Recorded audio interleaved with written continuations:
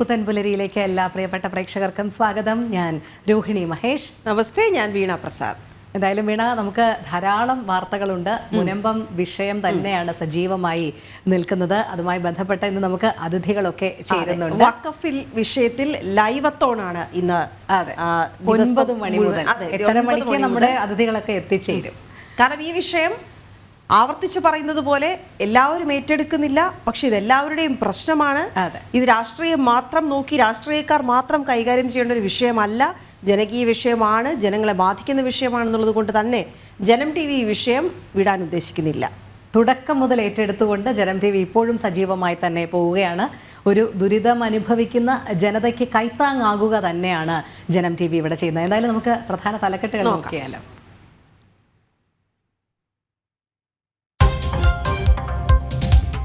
മുനമ്പം അധിനിവേശത്തിൽ നിലപാട് കടുപ്പിച്ച് കത്തോലിക്ക സഭ. റവന്യൂ അവകാശങ്ങൾ സംരക്ഷിക്കാൻ തലസ്ഥാനത്ത് ഇന്ന് പ്രതിഷേധ കൂട്ടായ്മ. തളിപ്പറമ്പിലും ശക്തമായ പ്രതിഷേധമുയരുമെന്ന് BJP.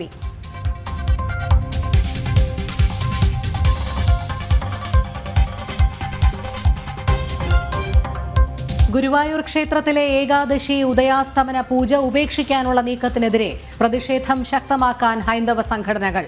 തീരുമാനം മാറ്റിയില്ലെങ്കിൽ പ്രത്യക്ഷ സമരമെന്ന് ഹിന്ദു ഐക്യവേദി.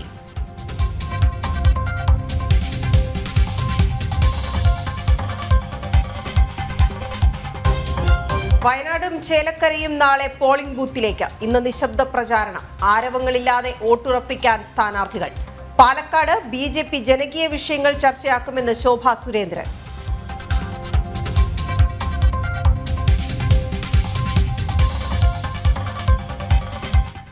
സീപ്ലെയിൻ പദ്ധതിക്കെതിരെ ആലപ്പുഴയിലെ CPM CPI നേതാക്കൾ. മത്സ്യത്തൊഴിലാളികൾക്ക് ദോഷകരമായാൽ പദ്ധതിയെ എതിർക്കുമെന്ന് PP ചിത്തരഞ്ജൻ. മത്സ്യബന്ധന കേന്ദ്രങ്ങളിൽ സീപ്ലെയിൻ ഇറങ്ങാൻ അനുവദിക്കില്ലെന്ന് TJ ആഞ്ചലോസ്.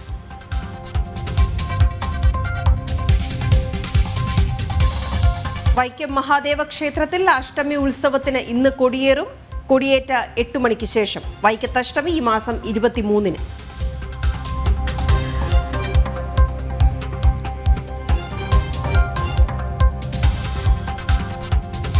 മണ്ഡലകാലം അടുത്തിട്ടും തീർത്ഥാടനത്തിന് ഒരുക്കങ്ങളാകാതെ ആറന്മുള പാർത്ഥസാരഥി ക്ഷേത്രം.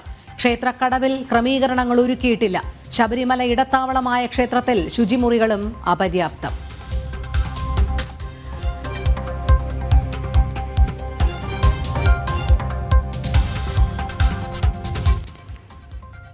സൂചിപ്പിച്ചതുപോലെ ഇന്ന് 9 മണി മുതൽ വഖഫ് വിഷയത്തിൽ ലൈവത്തോണാണ്.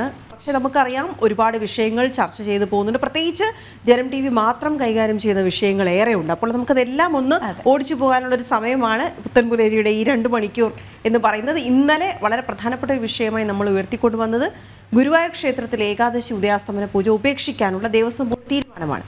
ഈ തീരുമാനത്തിനെതിരെ പ്രതിഷേധം ശക്തമാക്കാൻ ഹിന്ദു സംഘടനകൾ ഒരുങ്ങുകയാണ്. നമുക്കറിയാം, തന്ത്രി കുടുംബം ഇതിനെതിരെ ഹൈക്കോടതിയിൽ ഹർജി നൽകിയിട്ടുണ്ട്. അവരിത് ഒന്നടങ്കം ഇതിനെ എതിർക്കുകയാണ്. തന്ത്രി ഇതിനെ അനുകൂലിക്കുമ്പോഴും ദേവസ്വം തയ്യാറായില്ലെങ്കിൽ പ്രത്യക്ഷ സമരത്തിലേക്ക് നീങ്ങാനാണ് ഹിന്ദു ഐക്യവേദി അടക്കമുള്ള സംഘടനകളുടെ തീരുമാനം. അപ്പോൾ എങ്ങനെയാണ് ഇനി ഈ ഹൈന്ദവ ആചാരങ്ങൾക്ക് നേരെയുള്ള ക്ഷേത്രാചാരങ്ങൾക്ക് നേരെയുള്ള ഈ കടന്നുകയറ്റത്തെ ചെറുക്കേണ്ടത്? ഇതൊരു ഗുരുവായൂരിലെ വിഷയം മാത്രമായി നമുക്ക് കണക്കാക്കാൻ കഴിയില്ല അല്ലേ രോഹിണി? നമുക്ക് മുന്നിൽ എത്രയോ വിഷയങ്ങളുണ്ട്. കാരണം സൗകര്യാർത്ഥം മാറ്റിമറിക്കാനുള്ളതല്ലല്ലോ ആചാരങ്ങൾ എന്ന് പറയുന്നത്. പലപ്പോഴും നട തുറക്കുന്നതിലും അല്ലെങ്കിൽ നട അടയ്ക്കുന്നതിലും അടക്കം സമയക്രമങ്ങൾ മാറ്റം വരുത്തിയിട്ടുള്ള കാര്യങ്ങൾ നമ്മൾ ശബരിമലയിൽ കണ്ടതാണ്. അതുമാത്രമല്ല, വർഷം മുഴുവൻ തുറന്നിരിക്കേണ്ട സാഹചര്യത്തിലേക്ക് പോകണം എന്നൊക്കെയുള്ള ചർച്ചകൾ വന്നതാണ്. അവിടെയെല്ലാം ആചാരം എന്തുകൊണ്ട് സംരക്ഷിക്കപ്പെടണം എന്നുള്ളത് കൃത്യമായി തന്നെ നമ്മളൊക്കെ പറയുന്നുണ്ട്. അതിനേക്കാൾ ഉപരി എന്ന് പറയുന്നത് ഇതിനെ സാമ്പത്തികമായാണ്. നമുക്ക് ഒറ്റ നോട്ടത്തിൽ നോക്കുമ്പോൾ ക്ഷേത്രങ്ങളെ ബിസിനസ് വൽക്കരിക്കുകയാണ്, സാമ്പത്തികവൽക്കരിക്കുക, അല്ലെങ്കിൽ ഒരു ബിസിനസ്സായി കാണുകയാണോ എന്ന് തോന്നുന്നു. അതിനപ്പുറത്തേക്ക് രാഷ്ട്രീയമായി കൂടി ഇതിനെ എങ്ങനെയാണ് അവർ ഉപയോഗിക്കാൻ ശ്രമിക്കുന്നത് ഈ ആചാരങ്ങളിലേക്കൊക്കെ കടന്നു കയറിക്കൊണ്ട്. നമുക്ക് ഏതായാലും ആനന്ദ് പുത്തൂർ വിവരങ്ങളുമായി ചേരുന്നുണ്ട്. ആനന്ദ്, നമസ്തേ, ഗുഡ് മോർണിംഗ്. ഈ വിഷയം ഹിന്ദു സംഘടനകൾ ഏറ്റെടുക്കുകയാണ്. പ്രത്യക്ഷ സമരത്തിലേക്ക് പോകാൻ തന്നെയാണ് തീരുമാനിച്ചിരിക്കുന്നത്. കാരണം ഇത് എത്രത്തോളം ഇതിന്മേൽ ഉണ്ടാകുന്ന പ്രശ്നങ്ങൾ എത്രത്തോളം ഗുരുതരമാണ്, പ്രത്യാഘാതം എത്രത്തോളം രൂക്ഷമാണ് എന്നുള്ള കാര്യം മനസ്സിലായി തുടങ്ങിയിരിക്കുന്നു വിശ്വാസികൾക്ക്, ഭക്തർക്ക്.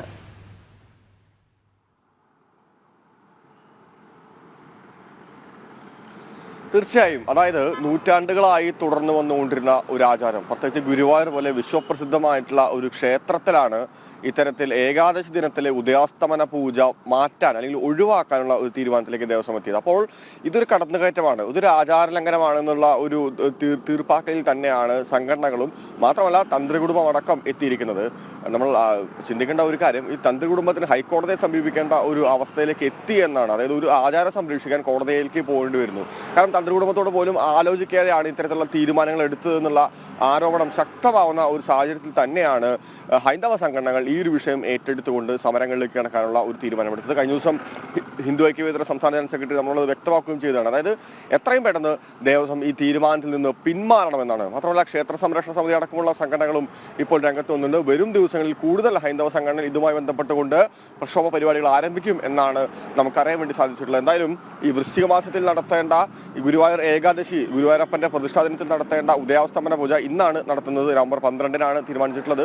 പക്ഷേ ഇവിടെ എല്ലാവരും പറയുന്നത്, അതായത് ഭക്തജനങ്ങളാവട്ടെ സംഘടനകളാവട്ടെ തന്ത്രികുടുംബം പറയുന്നത് ഉദയാസ്തമന പൂജ എത്ര തവണ വേണമെങ്കിൽ നടത്താം, ഇപ്പോൾ ഇന്ന് നടത്താം, അതിലൊന്നും ആർക്കും എതിർപ്പില്ല. പക്ഷേ പ്രധാനപ്പെട്ട കാര്യം ആചാരപരമായി നടന്നുകൊണ്ടിരിക്കുന്ന ഒരു കാര്യം, നൂറ്റാണ്ടുകളായി നടന്നുകൊണ്ടിരിക്കുന്ന ഒരു കാര്യം, ശങ്കരാചാര്യർ ചിട്ടപ്പെടുത്തിയ ഒരു അനുഷ്ഠാന ഒരു പൂജാവിധി അത് മാറ്റുമ്പോൾ അല്ലെങ്കിൽ അതിന് മാറ്റം വരുമ്പോൾ തീർച്ചയായിട്ടും അതിൽ പാലിക്കേണ്ട ഒരുപാട് നടപടിക്രമങ്ങളുണ്ട്. അതിൽ പ്രധാനപ്പെട്ടെന്ന് പറയുന്നത് ഈ പ്രശ്നം വയ്ക്കൽ തന്നെയാണ്. അത് പക്ഷേ മുഖമണ്ഡപത്തിലായിരിക്കണം, ആചാര്യന്മാരുടെ സാന്നിധ്യത്തിലായിരിക്കണം.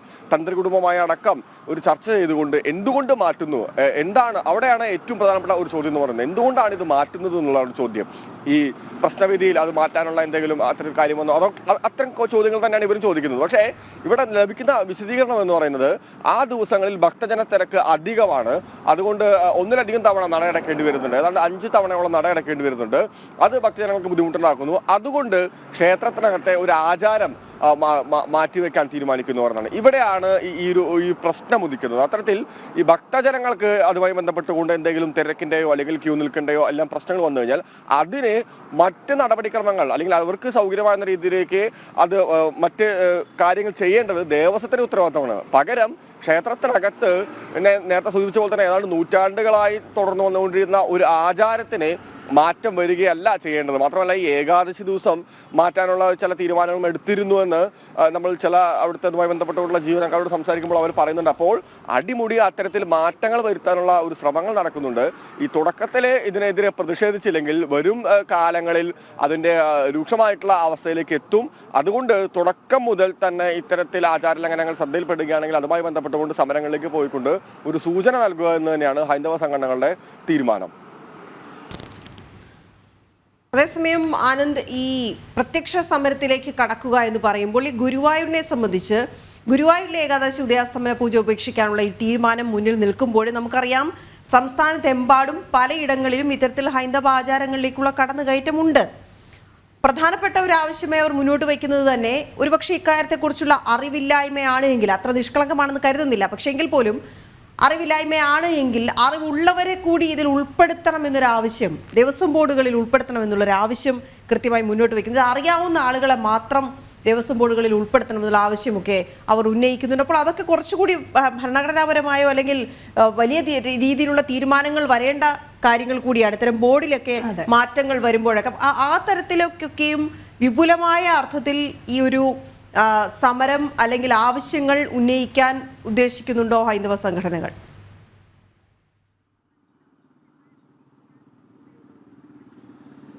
തീർച്ചയായിട്ടും ഉന്നയിക്കുന്ന പ്രധാനപ്പെട്ട ആവശ്യം വിശ്വാസികളെ പൂർണ്ണമായും ദേവസ്വം ബോർഡുകൾ ഉൾപ്പെടുത്തുക എന്ന് തന്നെയാണ് പറയുന്നത്. അപ്പോൾ വിശ്വാസികളെ സംബന്ധിച്ചിടത്തോളം ഈ ക്ഷേത്രത്തിന്റെ അകത്തെ ആചാരങ്ങൾ പാലിക്കുക എന്ന് പറയുന്നത് അവരുടെ ഒരു പ്രധാനപ്പെട്ട ലക്ഷ്യങ്ങളൊന്നായിട്ട് മാറും. അപ്പോൾ ഈശ്വര വിശ്വാസമുള്ളവരെ ദേവസ്വം ബോർഡുകൾ പ്രതിഷ്ഠിക്കുക എന്ന് പറയുന്നതാണ് ആദ്യം ചെയ്യേണ്ടത് എന്നാണ് ഈ ഹൈന്ദവ സംഘങ്ങൾ പറയുന്നത്. മാത്രമല്ല നേരത്തെ സൂചിപ്പിച്ച പോലെ തന്നെ പല തരത്തിലുള്ള കടന്നുകയറ്റങ്ങൾ ക്ഷേത്രങ്ങൾക്കെതിരെ കാര്യമായി തന്നെ ഉണ്ടാകുന്ന ഒരു കാലഘട്ടം കൂടിയാണിത്. അതിന് ഒരുപാട് ഉദാഹരണങ്ങൾ നമുക്ക് മുമ്പിലുണ്ട്. ഇപ്പോൾ കഴിഞ്ഞ ദിവസം ഈ ശ്രീകുടുംബക്ഷേത്രം, കൊടുങ്ങല്ലൂരിലെ ശ്രീകുടുംബക്ഷേത്രത്തിന് തണ്ടപ്പേര് മാറ്റുന്നതുമായി ബന്ധപ്പെട്ടുകൊണ്ടുള്ള സമരത്തിൽ ഹിന്ദു ഐക്യവേദി ശക്തമായിട്ട് പ്രതികരിക്കുന്നുണ്ട്. നമുക്കറിയാവുന്നത് ക്ഷേത്രത്തിലെ തണ്ടപ്പേര് ഒരു സ്വകാര്യ വ്യക്തിയുടെ പേരിലേക്ക് മാറ്റുന്ന ഒരു സ്ഥിതി ഉണ്ടായെന്നാണ് ഹിന്ദു ഐക്യവേദി ആരോപിക്കുന്നത്. അപ്പോൾ എത്രത്തോളം ഗുരുതരമാണ് ഇവിടെ സംഭവിക്കുന്ന കാര്യങ്ങൾ എന്ന് പറയുന്നത്. മാത്രമല്ല ഈ ആദ്യഘട്ട പ്രതിഷേധത്തെ തുടർന്നാണ് ഇത്തരത്തിൽ സ്വകാര്യ വ്യക്തിയുടെ പേരിൽ നിന്ന് ആ തണ്ടപ്പേര് മാറ്റി ഒരു പൊതു ഇടം അല്ലെങ്കിൽ മറ്റിടം എന്നുള്ള തലത്തിലേക്ക് ആ പേര് മാറ്റാനുള്ള ഒരു തീരുമാനത്തിലേക്ക് അവിടുത്തെ അതുമായി ബന്ധപ്പെട്ടുകൊണ്ടുള്ള ഭാരവാഹികൾ എത്തിയത്. ഒരു സ്ത്രീ അടക്കം നിരവധി പേരെ കേസിൽ കൊടുക്കുന്ന ഒരു സാഹചര്യം ഉണ്ടായി. അതായത് ഈ പ്രക്ഷോഭ സമരങ്ങളിലേക്ക് കടന്നു എന്ന് പറഞ്ഞുകൊണ്ട് കഴിഞ്ഞ മാസം ആ കേസ് ഹൈക്കോടതി റദ്ദാക്കുന്ന ഒരു സാഹചര്യം ഉണ്ടായി. ഞാൻ പറഞ്ഞു വരുന്നത് അത്തരത്തിൽ പല ഇടങ്ങളിൽ ഇത്തരത്തിൽ ആചാരങ്ങൾ ലംഘിക്കാനും ക്ഷേത്രങ്ങൾക്കെതിരെയുള്ള കടന്നുകയറ്റം വരുന്നുണ്ട് തന്നെയാണ് ക്ഷേത്രവുമായി ബന്ധപ്പെട്ടുകൊണ്ടുള്ള സംഘടനകൾ, ഹൈന്ദവ സംഘടനകൾ ആരോപിക്കുന്നത്. എന്തായാലും ഈ ഗുരുവായൂർ ക്ഷേത്രത്തിന് എന്തായാലും ആ തലത്തിലേക്ക് വിട്ടുകൊടുക്കാൻ അല്ലെങ്കിൽ അവിടുത്തെ ആചാരങ്ങൾ, പ്രത്യേകിച്ച് ശങ്കരാചാര്യ പോലുള്ള വലിയ സന്യാസിവരന്മാർ ചിട്ടപ്പെടുത്തിയിട്ടുള്ള ആ പൂജാവിധികൾക്ക് വിഘ്നം വരാനോ അത് മാറ്റം ചെയ്യാനുള്ള തീരുമാനങ്ങൾ അനുവദിച്ചു കൊടുക്കാനാവില്ല എന്ന് തന്നെയാണ് ഹൈന്ദവ സംഘടനകളുടെ നിലപാട്. അതുമായി ബന്ധപ്പെട്ടുകൊണ്ട് വരും ദിവസങ്ങളിൽ ശക്തമായിട്ടുള്ള പ്രതിഷേധങ്ങളിലേക്ക് പോകുമെന്ന് തന്നെയാണ് അവർ അറിയിച്ചിട്ടുള്ളത്. ഓക്കെ, ശരിയാണ്. എന്തായാലും നമുക്കിനി വൈക്കത്തഷ്ടമി വാർത്തകളിലേക്ക് കൂടി പോകേണ്ടതുണ്ട്. ഏറെ പ്രാധാന്യം അർഹിക്കുന്ന ഒരു ദിവസത്തിലേക്കാണ് കടക്കുന്നത്. വൈക്കം മഹാദേവ ക്ഷേത്രത്തിൽ അഷ്ടമി ഉത്സവത്തിന് ഇന്ന് കൊടിയേറുകയാണ്. തന്ത്രിമാരായ ഭദ്രകാളി മറ്റപ്പള്ളി നാരായണൻ നമ്പൂതിരി, കിഴക്കിനേടത്ത് മേക്കാട് മാധവൻ നമ്പൂതിരി എന്നിവരുടെ കാർമ്മികത്വത്തിൽ രാവിലെ 8-നും 8:45-നും ഇടയിലാണ് കൊടിയേറ്റ് നടക്കുക. പ്രസിദ്ധമായ വൈക്കത്തഷ്ടമി നവംബർ 23-നാണ്. കൊടിയേറ്റിന് ശേഷം ദേവസ്വം കമ്മീഷണർ CV പ്രകാശ് കൊടിക്കീഴിലും സിനിമാ താരം ഹരിശ്രീ അശോകൻ കലാമണ്ഡപത്തിലും ദീപം തെളിയിക്കും. വിവരങ്ങളുമായി മിഥുൻ അയ്യപ്പൻ ചേരുന്നുണ്ട്. മിഥുൻ, ചരിത്രപ്രസിദ്ധമായ വൈക്കത്തഷ്ടമി ഉത്സവത്തിന് ഇന്ന് കൊടിയേറുകയാണ്. അവിടെ അതിനുള്ള ഒരുക്കങ്ങളും സജ്ജീകരണങ്ങളും എല്ലാം ഇങ്ങനെ തയ്യാറായിക്കൊണ്ടിരിക്കുകയാണ്.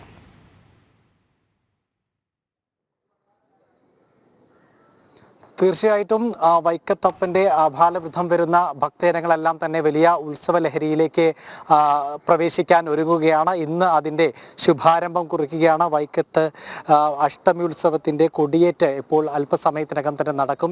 8 മണി മുതലാണ് അതിൻ്റെ ചടങ്ങുകളെല്ലാം തന്നെ ആരംഭിക്കുന്നതിൻ്റെ എല്ലാവിധ ഒരുക്കങ്ങളും പൂർത്തിയായിട്ടുണ്ട്. അവിടെ കൊടിമരം സജ്ജമായിട്ടുണ്ട്. അതുപോലെ തന്നെ അതിൻ്റെ ചടങ്ങുകൾക്ക് വേണ്ടിയുള്ള ഒരുക്കങ്ങളും അവിടെ നടന്നുകൊണ്ടിരിക്കുകയാണ്. നമുക്കറിയാം, കേരളത്തിൽ ഏറ്റവും പ്രസിദ്ധമായ ക്ഷേത്രമാണ് വൈക്കം ശ്രീ മഹാദേവ ക്ഷേത്രം എന്ന് പറയുന്നത്. 108 ശിവക്ഷേത്രങ്ങളിൽ ഏറ്റവും പ്രാധാന്യം അറിയിക്കുന്ന ഒരു ക്ഷേത്രം കൂടിയാണ്. അവിടുത്തെ അഷ്ടമി ഉത്സവം എന്ന് പറയുന്നത് തന്നെ പ്രശസ്തമാണ്. ഭക്തജനങ്ങൾ ഈ 12 ദിവസം നീണ്ടു നിൽക്കുന്ന ഈ ഉത്സവാഘോഷങ്ങളുടെ ഭാഗമാവുകയും 12 ദിവസവും ഭഗവാനെ ദർശിച്ച് അനുഗ്രഹം പ്രാപ്തമാക്കുകയും ചെയ്യുക എന്ന് പറയുന്നത് വളരെ പുണ്യമായി തന്നെ കരുതുന്നു. അതുകൊണ്ട് തന്നെ ഈ 12 ദിവസവും ഭക്തജനങ്ങളുടെ വലിയൊരു തിരക്ക് തന്നെ ഈ ക്ഷേത്രത്തിലേക്ക് ഉണ്ടാകുമെന്നുള്ള കാര്യത്തിൽ തീർച്ചയാണ്. ഒപ്പം തന്നെ ഭക്തർക്ക് ഏറെ പ്രിയപ്പെട്ട ഏറെ ഹൃദയസ്പർശിയായിട്ടുള്ള നിരവധി ചടങ്ങുകളെല്ലാം തന്നെ ഇവിടെയുണ്ട്. ശുഭവാഹനവും അതുപോലെ തന്നെ വിവിധ എഴുന്നള്ളിപ്പുകളും എല്ലാം വളരെ ഭക്ത്യാദരപൂർവ്വം ഭക്തജനങ്ങൾ പങ്കെടുക്കുകയും വളരെ വൈകാരികമായി തന്നെ ഈ ഉത്സവത്തിൻ്റെ ഭാഗമാവുകയും ചെയ്യുന്ന 12 ദിവസം നീണ്ടു നിൽക്കുന്ന ഉത്സവങ്ങൾക്കാണ് ഇപ്പോൾ ഉത്സവാഘോഷങ്ങൾക്കാണ് 8 മണിയോടുകൂടി തുടക്കമാവുക. നേരത്തെ സൂചിപ്പിച്ചതുപോലെ തന്നെ കിഴക്കിനേടത്ത് ക്ഷേത്ര തന്ത്രിമാരായിട്ടുള്ള ഭദ്രകാളി മറ്റപ്പള്ളി നാരായണ നമ്പൂതിരിയും അതുപോലെ തന്നെ കിഴക്കിനേടത്ത് മേക്കാട് മാധവ നമ്പൂതിരിയുടെയും മുഖ്യ കാർമ്മികത്വത്തിലാണ് രാവിലെ 8 മണിക്കും 8:45-നും ഇടയിൽ കൊടിയേറ്റ് നടക്കുക. ഒപ്പം തന്നെ അതിനുശേഷം മറ്റ് ചടങ്ങുകളെല്ലാം തന്നെ ആരംഭിക്കും. ഇപ്പോൾ ക്ഷേത്രത്തിൻ്റെ അഡ്മിനിസ്ട്രേറ്റീവ് ഓഫീസർ നമ്മോടൊപ്പം ചേരുകയാണ്. ഈശ്വരൻ നമ്പൂതിരി, എങ്ങനെയാണ് ഇന്നത്തെ ഒരു ദിവസം? ഏറ്റവും പ്രധാനപ്പെട്ട ദിവസങ്ങളിലൊന്നാണ് വൈക്കം ക്ഷേത്രത്തെ സംബന്ധിച്ചിടത്തോളം. എങ്ങനെയാണ് ഈ വർഷത്തെ ഒരുക്കങ്ങൾ എന്തൊക്കെയാണ്? ഓം നമഃ ശിവായ. നമ്മുടെ വൈക്കത്തപ്പൻ്റെ തിരുവുത്സവ ചടങ്ങുകൾ ഇന്ന് രാവിലെ 8 മണിക്കും 8:45-നും മധ്യയുള്ള ശുഭമുഹൂർത്തത്തിൽ ക്ഷേത്രത്തിലെ തന്ത്രിമുഖ്യന്മാരായ ബ്രഹ്മശ്രീ മേക്കാട് മാധവൻ നമ്പൂതിരിയുടെയും ഭദ്രകാളി മറ്റപ്പള്ളി നാരായണൻ നമ്പൂതിരിയുടെയും മുഖ്യ കാർമ്മികത്വത്തിൽ തൃക്കൊടിയേറി ആരംഭിക്കുകയാണ്. അതിനായി ഇന്ന് പുലർച്ചെ തന്നെ വിശേഷാൽ പൂജകൾ ശ്രീലകത്ത് സമാരംഭിച്ചിട്ടുണ്ട്. പൂജാവിധാനങ്ങൾ തന്നെയെല്ലാം ഒരുക്കങ്ങളും അകത്ത് പൂർത്തീകരിച്ചിട്ടുണ്ട്. ഇപ്പോൾ തന്നെ ഇവിടെ കൊടിമരവുമായി ബന്ധപ്പെട്ടുള്ള എല്ലാ ഒരുക്കങ്ങളും വെള്ളിവിളക്കിൻ്റെ ദീപപ്രഭയിലുള്ള എല്ലാ ചടങ്ങുകൾക്കായി എല്ലാ സജ്ജീകരണങ്ങളും ക്ഷേത്രത്തിൽ പൂർത്തീകരിക്കപ്പെട്ടിട്ടുണ്ട്. വളരെ മുൻപ് തന്നെ ക്ഷേത്രത്തിലെ ഉത്സവവുമായി ബന്ധപ്പെട്ടുള്ള പന്തൽ, പെയിൻറ്റിങ്, ഇലക്ട്രിക്കൽ അങ്ങനെ എല്ലാ വിധമായ വർക്കുകളും വളരെ മുൻപ് തന്നെ പൂർത്തീകരിക്കപ്പെട്ടു. അതുപോലെ തന്നെ എല്ലാ താന്ത്രിക വിധി പ്രകാരമുള്ള ഉത്സവ സംബന്ധമായ എല്ലാ ചടങ്ങുകൾക്കും എല്ലാവിധ ക്രമീകരണങ്ങളും ഏർപ്പെടുത്തിയിട്ടുണ്ട്. തുടർന്നുള്ള ദിവസങ്ങളിൽ കൊടിയേറ്റിന് ശേഷം നമ്മുടെ ഈ കാണുന്ന കൊടിമര ചുവട്ടിൽ ഭദ്രദീപം തെളിയിക്കുന്നത് തിരുവിതാംകൂർ ദേവസ്വം ബോർഡിൻ്റെ ആദരണീയനായ കമ്മീഷണർ ശ്രീ CV പ്രകാശ് സാറാണ്. അതിനുശേഷം നമ്മുടെ തിരുവരങ്ങിൽ കലാ പരിപാടികളുടെ തിരിതെളിക്കുന്നത് പ്രസിദ്ധ സിനിമാ നടൻ ഹരിശ്രീ അശോകൻ അവറുകളാണ്. തുടർന്ന് വിവിധങ്ങളായ കലാപരിപാടികളും ക്ഷേത്ര സംബന്ധമായ എല്ലാ ആചാര അനുഷ്ഠാന ചടങ്ങുകളും നടക്കുന്നതും തുടർന്നുള്ള ദിവസങ്ങളിൽ ഋഷഭവാഹനം എഴുന്നള്ളത്ത്, ഉത്സവബലികൾ, അതുപോലെ തന്നെ വലിയ വിളക്ക്, വലിയ എഴുന്നള്ളത്ത്, വലിയ ശ്രീബലി, പിന്നെ ചരിത്രപ്രസിദ്ധമായ നവംബർ 23 അഷ്ടമി ദർശനം, പിന്നെ കൂടിയെഴുന്നള്ളത്തുകൾ, യാത്രയയപ്പ്, അങ്ങനെ എല്ലാവിധ ചടങ്ങുകളും ആചാര തനിമയോടുകൂടി ചെയ്യുന്നതിനുള്ള എല്ലാവിധ ക്രമീകരണങ്ങളും പൂർത്തിയായിട്ടുണ്ട്. ഓരോ വർഷവും ഈ അഷ്ടമി ഉത്സവ നാളുകളിലേക്ക് ഭക്തജനങ്ങളുടെ വലിയ രീതിയിലുള്ള ഒരു ഒഴുക്ക് തന്നെയാണ് ഉണ്ടാവുക. ഇത്തവണയും എത്രത്തോളം ഭക്തജന സാന്നിധ്യം ഉണ്ടാകും എന്ന് പ്രതീക്ഷിക്കുന്നുണ്ട്? മുൻകാലങ്ങളിലെ അപേക്ഷിച്ച് ഇന്നലെ മുതൽ തന്നെ വളരെ വലിയൊരു ഭക്തജന പ്രവാഹം തന്നെ ക്ഷേത്രത്തിലേക്ക് എത്തിച്ചേർന്നിട്ടുണ്ട്. തീർച്ചയായും ഈ വർഷവും മുൻവർഷത്തേക്കാൾ കൂടുതലായി തന്നെ ഭക്തജനങ്ങൾ എത്തിച്ചേരും. മാത്രവുമല്ല, ഇത്തവണ അഷ്ടമി വരുന്നത് ശനിയാഴ്ചയാണ്. ആ ഒരു പ്രത്യേകത കൂടി ഇതിൽ ഉണ്ട്. അപ്പം തീർച്ചയായും വളരെയധികം ഭക്തജനങ്ങൾ വരും. അവർക്ക് വേണ്ട എല്ലാവിധ ക്രമീകരണങ്ങളും തിരുവിതാംകൂർ ദേവസ്വം ബോർഡിൻ്റെ ഭാഗത്തും വിവിധ ഗവൺമെൻറ് ഡിപ്പാർട്ട്മെൻറ്റിൻ്റെ ഭാഗത്തു നിന്നും പോലീസ് മറ്റ് നിയമ സംവിധാനങ്ങൾ എല്ലാവരുടെ ഭാഗത്തു നിന്നും എല്ലാവിധ ക്രമീകരണങ്ങളും ഉറപ്പുവരുത്തിയിട്ടുണ്ട്. ഇപ്പോൾ തന്നെ ശബരിമല തീർത്ഥാടന കാലം കൂടി ആരംഭിക്കുകയാണല്ലോ. ഇത് അവസാനിക്കുന്നതോടുകൂടി തന്നെ അതിനു വേണ്ടിയുള്ള ഒരുക്കങ്ങളും പൂർത്തിയായിട്ടുണ്ടാകും. തീർച്ചയായും നമ്മുടെ ഉത്സവത്തിനോടൊപ്പം തന്നെ ശബരിമല തീർത്ഥാടന കാലഘട്ടവും കൂടെ, മണ്ഡല മകരവിളക്ക് കാലഘട്ടവും കൂടെ വരുന്നതിനാൽ ആയുധമായി ബന്ധപ്പെട്ട എല്ലാവിധ ക്രമീകരണങ്ങളും സ്വാമിമാർക്ക് വിരിവെക്കുന്നതിനുള്ള സംവിധാനം, അതുപോലെ കുടിവെള്ള സംവിധാനം, അതുപോലെ പ്രാഥമിക കാര്യങ്ങൾ നിർവഹിക്കുന്നതിനുള്ള സംവിധാനങ്ങൾ, അതുപോലെ തന്നെ വാഹന പാർക്കിങ്, അങ്ങനെ തുടങ്ങി എല്ലാവിധ സംവിധാനങ്ങളും ബഹുമാനപ്പെട്ട തിരുവിതാംകൂർ ദേവസ്വം ബോർഡ് എല്ലാ ക്രമീകരണങ്ങളും ഒരുക്കിയിട്ടുള്ളതാണ്. തീർച്ചയായും ദേവസ്വം കമ്മീഷണറാണ് നമ്മോടൊപ്പം അതുമായി ബന്ധപ്പെട്ട ദേവസ്വം അഡ്മിനിസ്ട്രേറ്റീവ് ഓഫീസറാണ് നമ്മോടൊപ്പം ചേർന്നത്. ഒരുക്കങ്ങളെല്ലാം തന്നെ വിലയിരുത്തിയത്. നമുക്കറിയാം, ഇവിടുത്തെ ഒരുക്കങ്ങളെല്ലാം തന്നെ പൂർത്തിയായിക്കൊണ്ടിരിക്കുകയാണ്. അവിടെ ഇതിൻ്റെ മുന്നോടിയായി നിലവിളക്കുകളിൽ നെയ്യ് പകരുകയും അത്തരമുള്ള ഒരുക്കങ്ങളെല്ലാം തന്നെ പുരോഗമിച്ചു കൊണ്ടിരിക്കുന്നു. 8 മണിയോടുകൂടി തന്നെ കൊടിയേറ്റുമായി ബന്ധപ്പെട്ടുള്ള ചടങ്ങുകൾ ആരംഭിക്കും. വൃശ്ചിക മാസത്തിലെ കൃഷ്ണപക്ഷത്തിലെ അഷ്ടമിയാണ് ഇത്തരത്തിൽ വൈക്കം അഷ്ടമിയായിട്ട് ആഘോഷിക്കുന്നത്. ഇതിൻ്റെ ഒരു ഐതിഹ്യത്തിലേക്ക് കിടക്കുകയാണെങ്കിൽ മഹാദേവനും പാർവതി ദേവിയും വ്യാഘ്രപാദ മഹർഷിക്ക് മുന്നിൽ പ്രത്യക്ഷപ്പെട്ട അനുഗ്രഹങ്ങൾ നൽകി എന്നതാണ് പറയപ്പെടുന്നത്. അതിൻ്റെ ഒരു സ്മരണാർത്ഥമാണ്, അല്ലെങ്കിൽ അത്തരത്തിലുള്ളതാണ് ഇതിൻ്റെ ഒരു ഐതിഹ്യം എന്ന് തന്നെ പറയാവുന്നത്. 108 ക്ഷേത്രങ്ങളിൽ, ശിവാലയങ്ങളിൽ ഒന്നായിട്ടുള്ള ഈ വൈക്കം ക്ഷേത്രത്തിലെ പ്രധാന പ്രതിഷ്ഠയായിട്ടുള്ള ശിവനും ശിവൻ്റെ മകൻ സുബ്രഹ്മണ്യൻ എന്ന് പറയപ്പെടുന്ന ഉദയനാപുരം ക്ഷേത്രത്തിലെ മറ്റ് അവിടുത്തെ ആ ചടങ്ങുകളിൽ കൂടി സംയോജിപ്പിച്ചുകൊണ്ട് അവിടെയാണ് എഴുന്നള്ളിപ്പുകളെല്ലാം നടക്കുന്നത്. പ്രസിദ്ധമായിട്ടുള്ള വൈക്കത്തെ ആറാട്ട് എഴുന്നള്ളിപ്പുകളെല്ലാം നടക്കുന്നത് അത്തരത്തിൽ തന്നെയാണ്. ഇപ്പോൾ ഭക്തജനങ്ങളെല്ലാം തന്നെ ഇവിടെ നിരവധി ചേർന്നിട്ടുണ്ട്. ചേട്ടാ, വൈക്കത്തെ അഷ്ടമിയിലേക്ക് ഇവിടുത്തെ നാട്ടുകാരനാണോ, എങ്ങനെയാണ്? ഞാൻ ഓട്ടോറിക്ഷ ഓടിക്കുന്നതാണ്. ഏറ്റവും വൈക്കംകാരുടെ ഒരു ഉത്സവമാണ് വൈക്കത്തഷ്ടമി. പിന്നെ 12 ദിവസവും വൈക്കത്തിന് നല്ലൊരു ആഘോഷങ്ങളും ഇതുള്ള മേളയാണ്. ഈ കാലവും വളരെ നല്ല രീതിയിൽ തന്നെ അഷ്ടമി ആഘോഷിക്കണമെന്നുള്ളതാണ് ഞങ്ങളുടെയൊക്കെ ആഗ്രഹം. ശനിയാഴ്ച ദിവസം കൂടിയാണ്.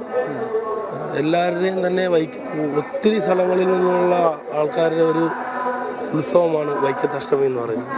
ശരി, അത് തന്നെയാണ്. ഭക്തജനങ്ങളെല്ലാം തന്നെ വളരെ ഭക്ത്യാദരപൂർവ്വം തന്നെ ഇതിൽ നമ്മളിപ്പം അമ്മ ഇവിടെ ക്ഷേത്രത്തിലേക്ക് ശരി നിരവധി ഭക്തജനങ്ങൾ കൂടി വരുന്നുണ്ട്.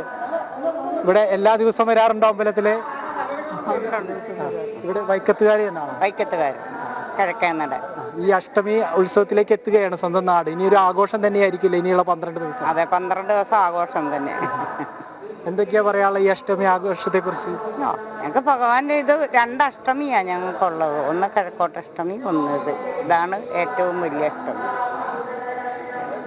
ഈ വീട്ടിലൊരുക്കങ്ങളൊക്കെ എങ്ങനെയാ അഷ്ടമിയിലേക്ക്? ബന്ധുക്കളും എല്ലാവരും വരും? എല്ലാവരും വരും. വീട്ടിലൊക്കെ നല്ല വിശേഷം. അമ്മയ്ക്ക് എന്താ പറയാനുള്ളത്? നമുക്ക് ഇത് തന്നെ ഉള്ളൂ, പ്രത്യേകിച്ച് നമുക്കൊന്നും പറയാനില്ല. ഏതായാലും ഭക്തജനങ്ങളെല്ലാം വളരെ ആവേശത്തോടു കൂടി തന്നെ ഈ അഷ്ടമി ആഘോഷത്തെ വരവേൽക്കാൻ വേണ്ടി ഒരുങ്ങിക്കഴിഞ്ഞു. അതിൻ്റെ ഏറ്റവും പ്രധാനപ്പെട്ട ചടങ്ങായിട്ടുള്ള കൊടിയേറ്റ് ചടങ്ങുകളിലേക്ക് കടക്കുകയാണ്. ഇനി ചെറിയ മണിക്കൂറുകൾ മാത്രമേ ബാക്കിയുള്ളൂ. 8 മണിയോടുകൂടി തന്നെ അതിൻ്റെ ചടങ്ങുകൾ ആരംഭിക്കും. കൊടിയേറ്റുമായി ബന്ധപ്പെട്ട ചടങ്ങുകൾ ആരംഭിക്കും. തന്ത്രിമുഖ്യന്മാർ ചേർന്ന് കൊടിയേറ്റ് ചടങ്ങുകൾ നടക്കും. ഒപ്പം തന്നെ മറ്റ് ബന്ധപ്പെട്ട ചടങ്ങുകളും അതിൻ്റെ പിന്നാലെ തന്നെ ആരംഭിക്കും. ഇനി വരുന്ന 12 ദിവസം വൈക്കത്തുകാരെ സംബന്ധിച്ചിടത്തോളം മാത്രമല്ല, വൈക്കത്തപ്പൻ്റെ ഭക്തജനങ്ങളെ, ആബാലവൃതമുള്ള ഭക്തജനങ്ങൾ, കേരളത്തിലെമ്പാടുമുള്ള ഭക്തജനങ്ങൾക്കെല്ലാം തന്നെ ഏറ്റവും ഭക്ത്യാദരപൂർവ്വം കൊണ്ടാടുന്ന 12 ദിവസങ്ങൾക്കാണ് ഇപ്പോൾ ഈ കൊടിയേറ്റോടുകൂടി ആരംഭമാവുക. അതെ, മിഥുൻ പറഞ്ഞതുപോലെ വൈക്കത്തുകാരെല്ലാവരും വലിയ സന്തോഷത്തിലും ആവേശത്തിലും ഒക്കെ തന്നെയാണ്. നേരത്തെ ആ അമ്മ തന്നെ പറഞ്ഞതുപോലെ 2 അഷ്ടമി ദിവസങ്ങളാണ്. വീട്ടിലെല്ലാം എല്ലാവരും എത്തിച്ചേരുന്നു. വലിയ ഉത്സവമാണ്. എന്തായാലും ചരിത്രപ്രസിദ്ധമായ വൈക്കത്തഷ്ടമി ഉത്സവത്തിന് ഇന്ന് കൊടിയേറുകയാണ്. 12-ാം ദിനം നവംബർ 23-നാണ് അഷ്ടമി. ഒട്ടേറെ പ്രത്യേകതകളുള്ള ഒരു ക്ഷേത്രം കൂടിയാണല്ലോ അത്. ശിവലിംഗ പ്രതിഷ്ഠയായാലും അവിടുത്തെ 3 ഭാവങ്ങളായാലും അതിൻ്റെ ചരിത്രം നോക്കിയാലും ഐതിഹ്യം നോക്കിയാലും ഒക്കെ വളരെ, മാത്രമല്ല ഈ ഉത്സവം പോലും ഒരു പ്രത്യേക രീതിയിലാണ് അവിടെ നടത്തുന്നത്. മറ്റുള്ള ഇടങ്ങളിൽ കൊടിയേറ്റും ആറാട്ടുമൊക്കെ നടക്കുന്നത് പോലെ അല്ല, അതിനൊക്കെയും വ്യത്യാസമുണ്ട്. അതാണ് ഇപ്പോൾ മിഥുനും ദേവസ്വം അഡ്മിനിസ്ട്രേറ്ററും ഒക്കെ സൂചിപ്പിച്ചത്. നമുക്ക് ഏതായാലും നമുക്ക് ഈ ദിവസങ്ങളിലെല്ലാം തന്നെ വളരെ വിശദമായ കാഴ്ചകളും എല്ലാം അവിടെ നിന്ന് ഉണ്ടാകും. വഖഫ് അധിനിവേശം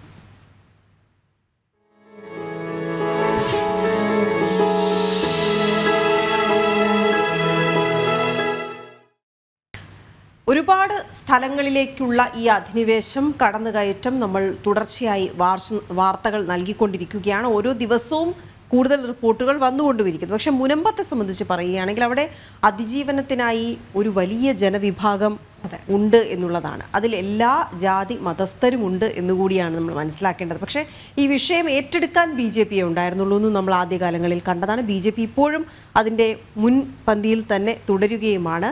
ഏതായാലും കത്തോലിക്ക സഭ കൂടി ഇതിലേക്ക് കടന്നു വന്നിരിക്കുന്നു, നിലപാട് കടുപ്പിച്ചിരിക്കുകയാണ്. മുനമ്പം നിവാസികളുടെ റവന്യൂ അവകാശങ്ങൾ സംരക്ഷിക്കാൻ ഇന്നവർ പ്രതിഷേധ കൂട്ടായ്മ സംഘടിപ്പിക്കുകയാണ്. തിരുവനന്തപുരത്ത് പാളയം രക്തസാക്ഷി മണ്ഡപത്തിൽ കത്തോലിക്ക സംഘടനകളുടെയും വിവിധ ക്രൈസ്തവ സഭാ വിഭാഗങ്ങളുടെയും നേതൃത്വത്തിലാണ് പ്രതിഷേധം നടക്കുക. ടിൻഡു ദാസ് ഉണ്ട് വിവരങ്ങളുമായി. ടിൻഡു, നമസ്തേ, ഗുഡ് മോർണിംഗ്. ഈ വിഷയം ആരെയൊക്കെ ബാധിച്ചു തുടങ്ങുന്നു എന്ന് പ്രധാനമായും മനസ്സിലാകുമ്പോൾ ജനങ്ങളെ സ്വന്തം വീടുകളിൽ താമസിക്കുന്നു എന്ന് വിശ്വസിക്കുന്ന, വർഷങ്ങളായി അവിടെ കരമടച്ച് താമസിക്കുന്ന ആളുകൾക്ക് കിടപ്പാടം നഷ്ടപ്പെടാൻ പോകുന്നു എന്ന് വന്നപ്പോൾ ജനങ്ങളെല്ലാം ജനങ്ങളായി തന്നെ നിൽക്കുന്നതും അവിടെ ജാതിയോ മതമോ ഒന്നും പ്രസക്തമല്ലാതാകുന്നതും നമ്മൾ കണ്ടതാണ്. ഈ കൂട്ടായ്മകളിൽ അവർ ആരോരുമില്ലാതെ നിന്നപ്പോൾ BJP അവരുടെ രക്ഷയ്ക്കെത്തുന്നു. BJP അവരെ സംഘടിപ്പിക്കുന്നു, അവർ സമരരംഗത്തേക്ക് വരുന്നു, അവർ നിലപാട് കടുപ്പിക്കുന്നു. ഈ വിഷയം എത്ര കണ്ട് പ്രശ്നത്തിലുള്ളതാണ് എന്ന് മനസ്സിലാക്കിക്കൊണ്ടാണ് ഇപ്പോൾ കത്തോലിക്ക സഭയും മറ്റ് ക്രൈസ്തവ സഭാ സംഘടനകളും വിവിധ രൂപതകളും ഒക്കെ ഇതിൻ്റെ ഭാഗമായി വന്നതും. ഇന്നിപ്പോൾ എങ്ങനെയാണ് അവർ ഈ പ്രതിഷേധം ആസൂത്രണം ചെയ്തിരിക്കുന്നത്, മുന്നോട്ട് കൊണ്ടുപോകാൻ ഉദ്ദേശിക്കുന്നത്?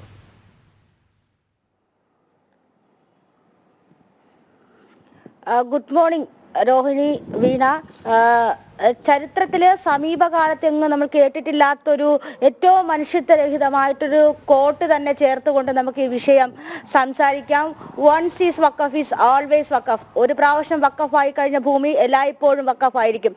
നമുക്കറിയാം, മുനമ്പത്തെ വിഷയം ഇത്ര കണ്ട് ചർച്ചയാകുമ്പോഴാണ് ഒരു ഈ വഖഫ് എന്ന വിഷയം എത്രത്തോളം മനുഷ്യത്വരഹിതവും അതോടൊപ്പം തന്നെ എത്രത്തോളം നീതിയില്ലായ്മയാണെന്ന് നമുക്ക് മനസ്സിലാക്കാൻ സാധിക്കുന്നത്. ഈ മുനമ്പം വിഷയത്തിൽ ഏതാണ്ട് 200 മുതൽ 300 വരെയുള്ള നേരിട്ടാണ് കുടുംബങ്ങളെ ഈ വഖഫ് വിഷയം ബാധിക്കുന്നത് എന്ന് നമുക്ക് മനസ്സിലാക്കാൻ സാധിക്കും. 600ഓളം വരുന്ന സാധാരണക്കാരായിട്ടുള്ള മത്സ്യത്തൊഴിലാളികൾക്ക് തങ്ങളുടെ കുടുംബവും ജീവിതവും ഒക്കെ നഷ്ടപ്പെടുന്നതാണ് ഈ ഘട്ടത്തിൽ നമ്മൾ കേരളം കണ്ടുകൊണ്ടിരിക്കുന്നത്. ഇവിടെ മറ്റു സംഘടനകൾ അല്ലെങ്കിൽ മറ്റു ജനകീയ സംഘടനകൾ, രാഷ്ട്രീയ പാർട്ടികൾ, ഈവൻ സർക്കാർ പോലും ഈ വിഷയത്തിൽ മൗനം പാലിക്കുന്നത് എന്തിനാണെന്നാണ് ഈ ഘട്ടത്തിൽ ചർച്ച ചെയ്യേണ്ടി വരുന്നത്. അവിടെയാണ് നേരത്തെ വീണ സൂചിപ്പിച്ചതുപോലെ തന്നെ സഭ, ലത്തീൻ സഭ അല്ലെങ്കിൽ കത്തോലിക്ക സഭ ഈ വിഷയവുമായി ബന്ധപ്പെട്ട് മുന്നിട്ടിറങ്ങുകയാണ്.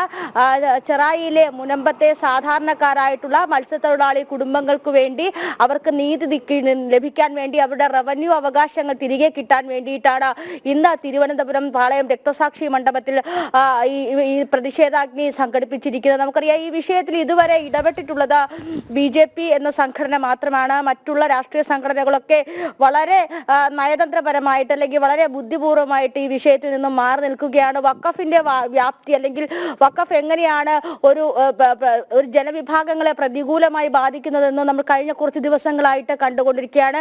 കർണാടകയിലും തമിഴ്നാടിലും ഒക്കെ ഈ വിഷയം വന്നപ്പോൾ നമുക്ക് ഒരുപക്ഷെ അത് അത്രയും വൈകാരികമായിട്ട് അല്ലെങ്കിൽ അത് നമ്മുടെ ജനങ്ങളെ അത് എങ്ങനെ ബാധിക്കുന്നു എന്ന് നമുക്ക് മനസ്സിലാക്കാൻ സാധിച്ചില്ല. പക്ഷെ അത് മുനമ്പത്ത് വന്നപ്പോൾ അത് നമ്മളെ തന്നെ അല്ലെങ്കിൽ നമ്മളിൽ ഒരാളെ ബാധിക്കുന്ന ഒരു വിഷയമായി മാറി. നമുക്കറിയാം കാസർഗോഡ് മുതൽ തിരുവനന്തപുരം വരെയുള്ള തീരദേശ മേഖലകളിൽ തീരം നഷ്ടപ്പെടുമ്പോൾ ഒരു മത്സ്യത്തൊഴിലാളി അല്ലെങ്കിൽ ആ തീരപ്രദേശത്തെ അവരുടെ വീടുകൾ, അവരുടെ കിടപ്പാടങ്ങൾ നഷ്ടപ്പെടുമ്പോൾ ഒരു മത്സ്യത്തൊഴിലാളി എങ്ങനെയാണ് വേദനിച്ചത്, അവർക്ക് എങ്ങനെയാണ് അല്ലെങ്കിൽ അവരെ എങ്ങനെയാണ് അവിടെ തന്നെ നിർത്താൻ ശ്രമിച്ചത് എന്നൊക്കെയുള്ള കാര്യങ്ങളൊക്കെ നമുക്കറിയാം. പക്ഷെ അതുപോലെയാണോ, അതുപോലെയല്ല ഈ വിഷയങ്ങൾ. അതാണ് ചർച്ച ചെയ്യേണ്ടത്. കഴിഞ്ഞ 75 വർഷമായി ഏതാണ്ട് 3 തലമുറകൾ ജീവിച്ച് മരിച്ച മണ്ണാണ് ഒരു സുപ്രഭാതത്തിൽ വഖഫ് ബോർഡിന് വേണ്ടി അല്ലെങ്കിൽ വഖഫിന്റെ അധിനിവേശങ്ങൾക്ക് വേണ്ടിയിട്ട് വിട്ടുകൊടുക്കേണ്ടി വരുന്നത്. ഈ ഒരു സാഹചര്യത്തിലാണ് അവിടുത്തെ ജനങ്ങൾ അവരുടെ റവന്യൂ അവകാശങ്ങൾ തിരിച്ചു കിട്ടണമെന്ന് ആവശ്യപ്പെട്ടുകൊണ്ട് ഒരു പ്രതിഷേധാഗ്നി തന്നെ സംഘടിപ്പിക്കുന്നത്. ഇതിൽ ഒരു തവണ സർക്കാർ ഒരു ചർച്ച വിളിക്കുന്നു, സർക്കാരിന്റെ സൗകര്യപൂർവ്വം അത് മാറ്റുന്നു, പിന്നീടും സർക്കാർ ചർച്ച വിളിക്കുന്നു, അതും ഇതുവരെ ഫലം കണ്ടില്ല. അപ്പോൾ ഏതാണ്ട് 600ഓളം വരുന്ന കുടുംബങ്ങൾ അത് ഇപ്പോൾ ഒരു വേറൊരു വിഷയത്തിലേക്ക് അല്ലെങ്കിൽ കത്തോലിക്ക സഭാ വിഷയത്തിലേക്ക് തന്നെ അത് മാറുകയാണ് എന്ന് നമുക്ക് മനസ്സിലാക്കാൻ സാധിക്കും. 2 ദിവസങ്ങൾക്ക് മുമ്പാണ് ഇതുമായി ബന്ധപ്പെട്ട് ലത്തീൻ കത്തോലിക്ക സഭ അല്ലെങ്കിൽ ലത്തീൻ കത്തോലിക്ക സഭയുടെ നേതൃത്വത്തിൽ ബിഷപ്പ് ഹൗസിൽ ഇതുമായി ബന്ധപ്പെട്ട യോഗം ചേർന്നത്. ആ യോഗത്തിന്റെ മുഖ്യ അജണ്ട തന്നെ ഇതായിരുന്നു. വഖഫ് വിഷയത്തിൽ മുനമ്പത്തെ എത്രയും പെട്ടെന്ന് തന്നെ തിരിച്ചെടുത്ത് മത്സ്യത്തൊഴിലാളികൾക്ക് വിട്ടുകൊടുക്കുക എന്ന തീരുമാനത്തിലേക്ക് എത്തിയപ്പോൾ കൂടുതൽ പ്രതിഷേധാഗ്നിയായി തന്നെ മാറുകയാണ്.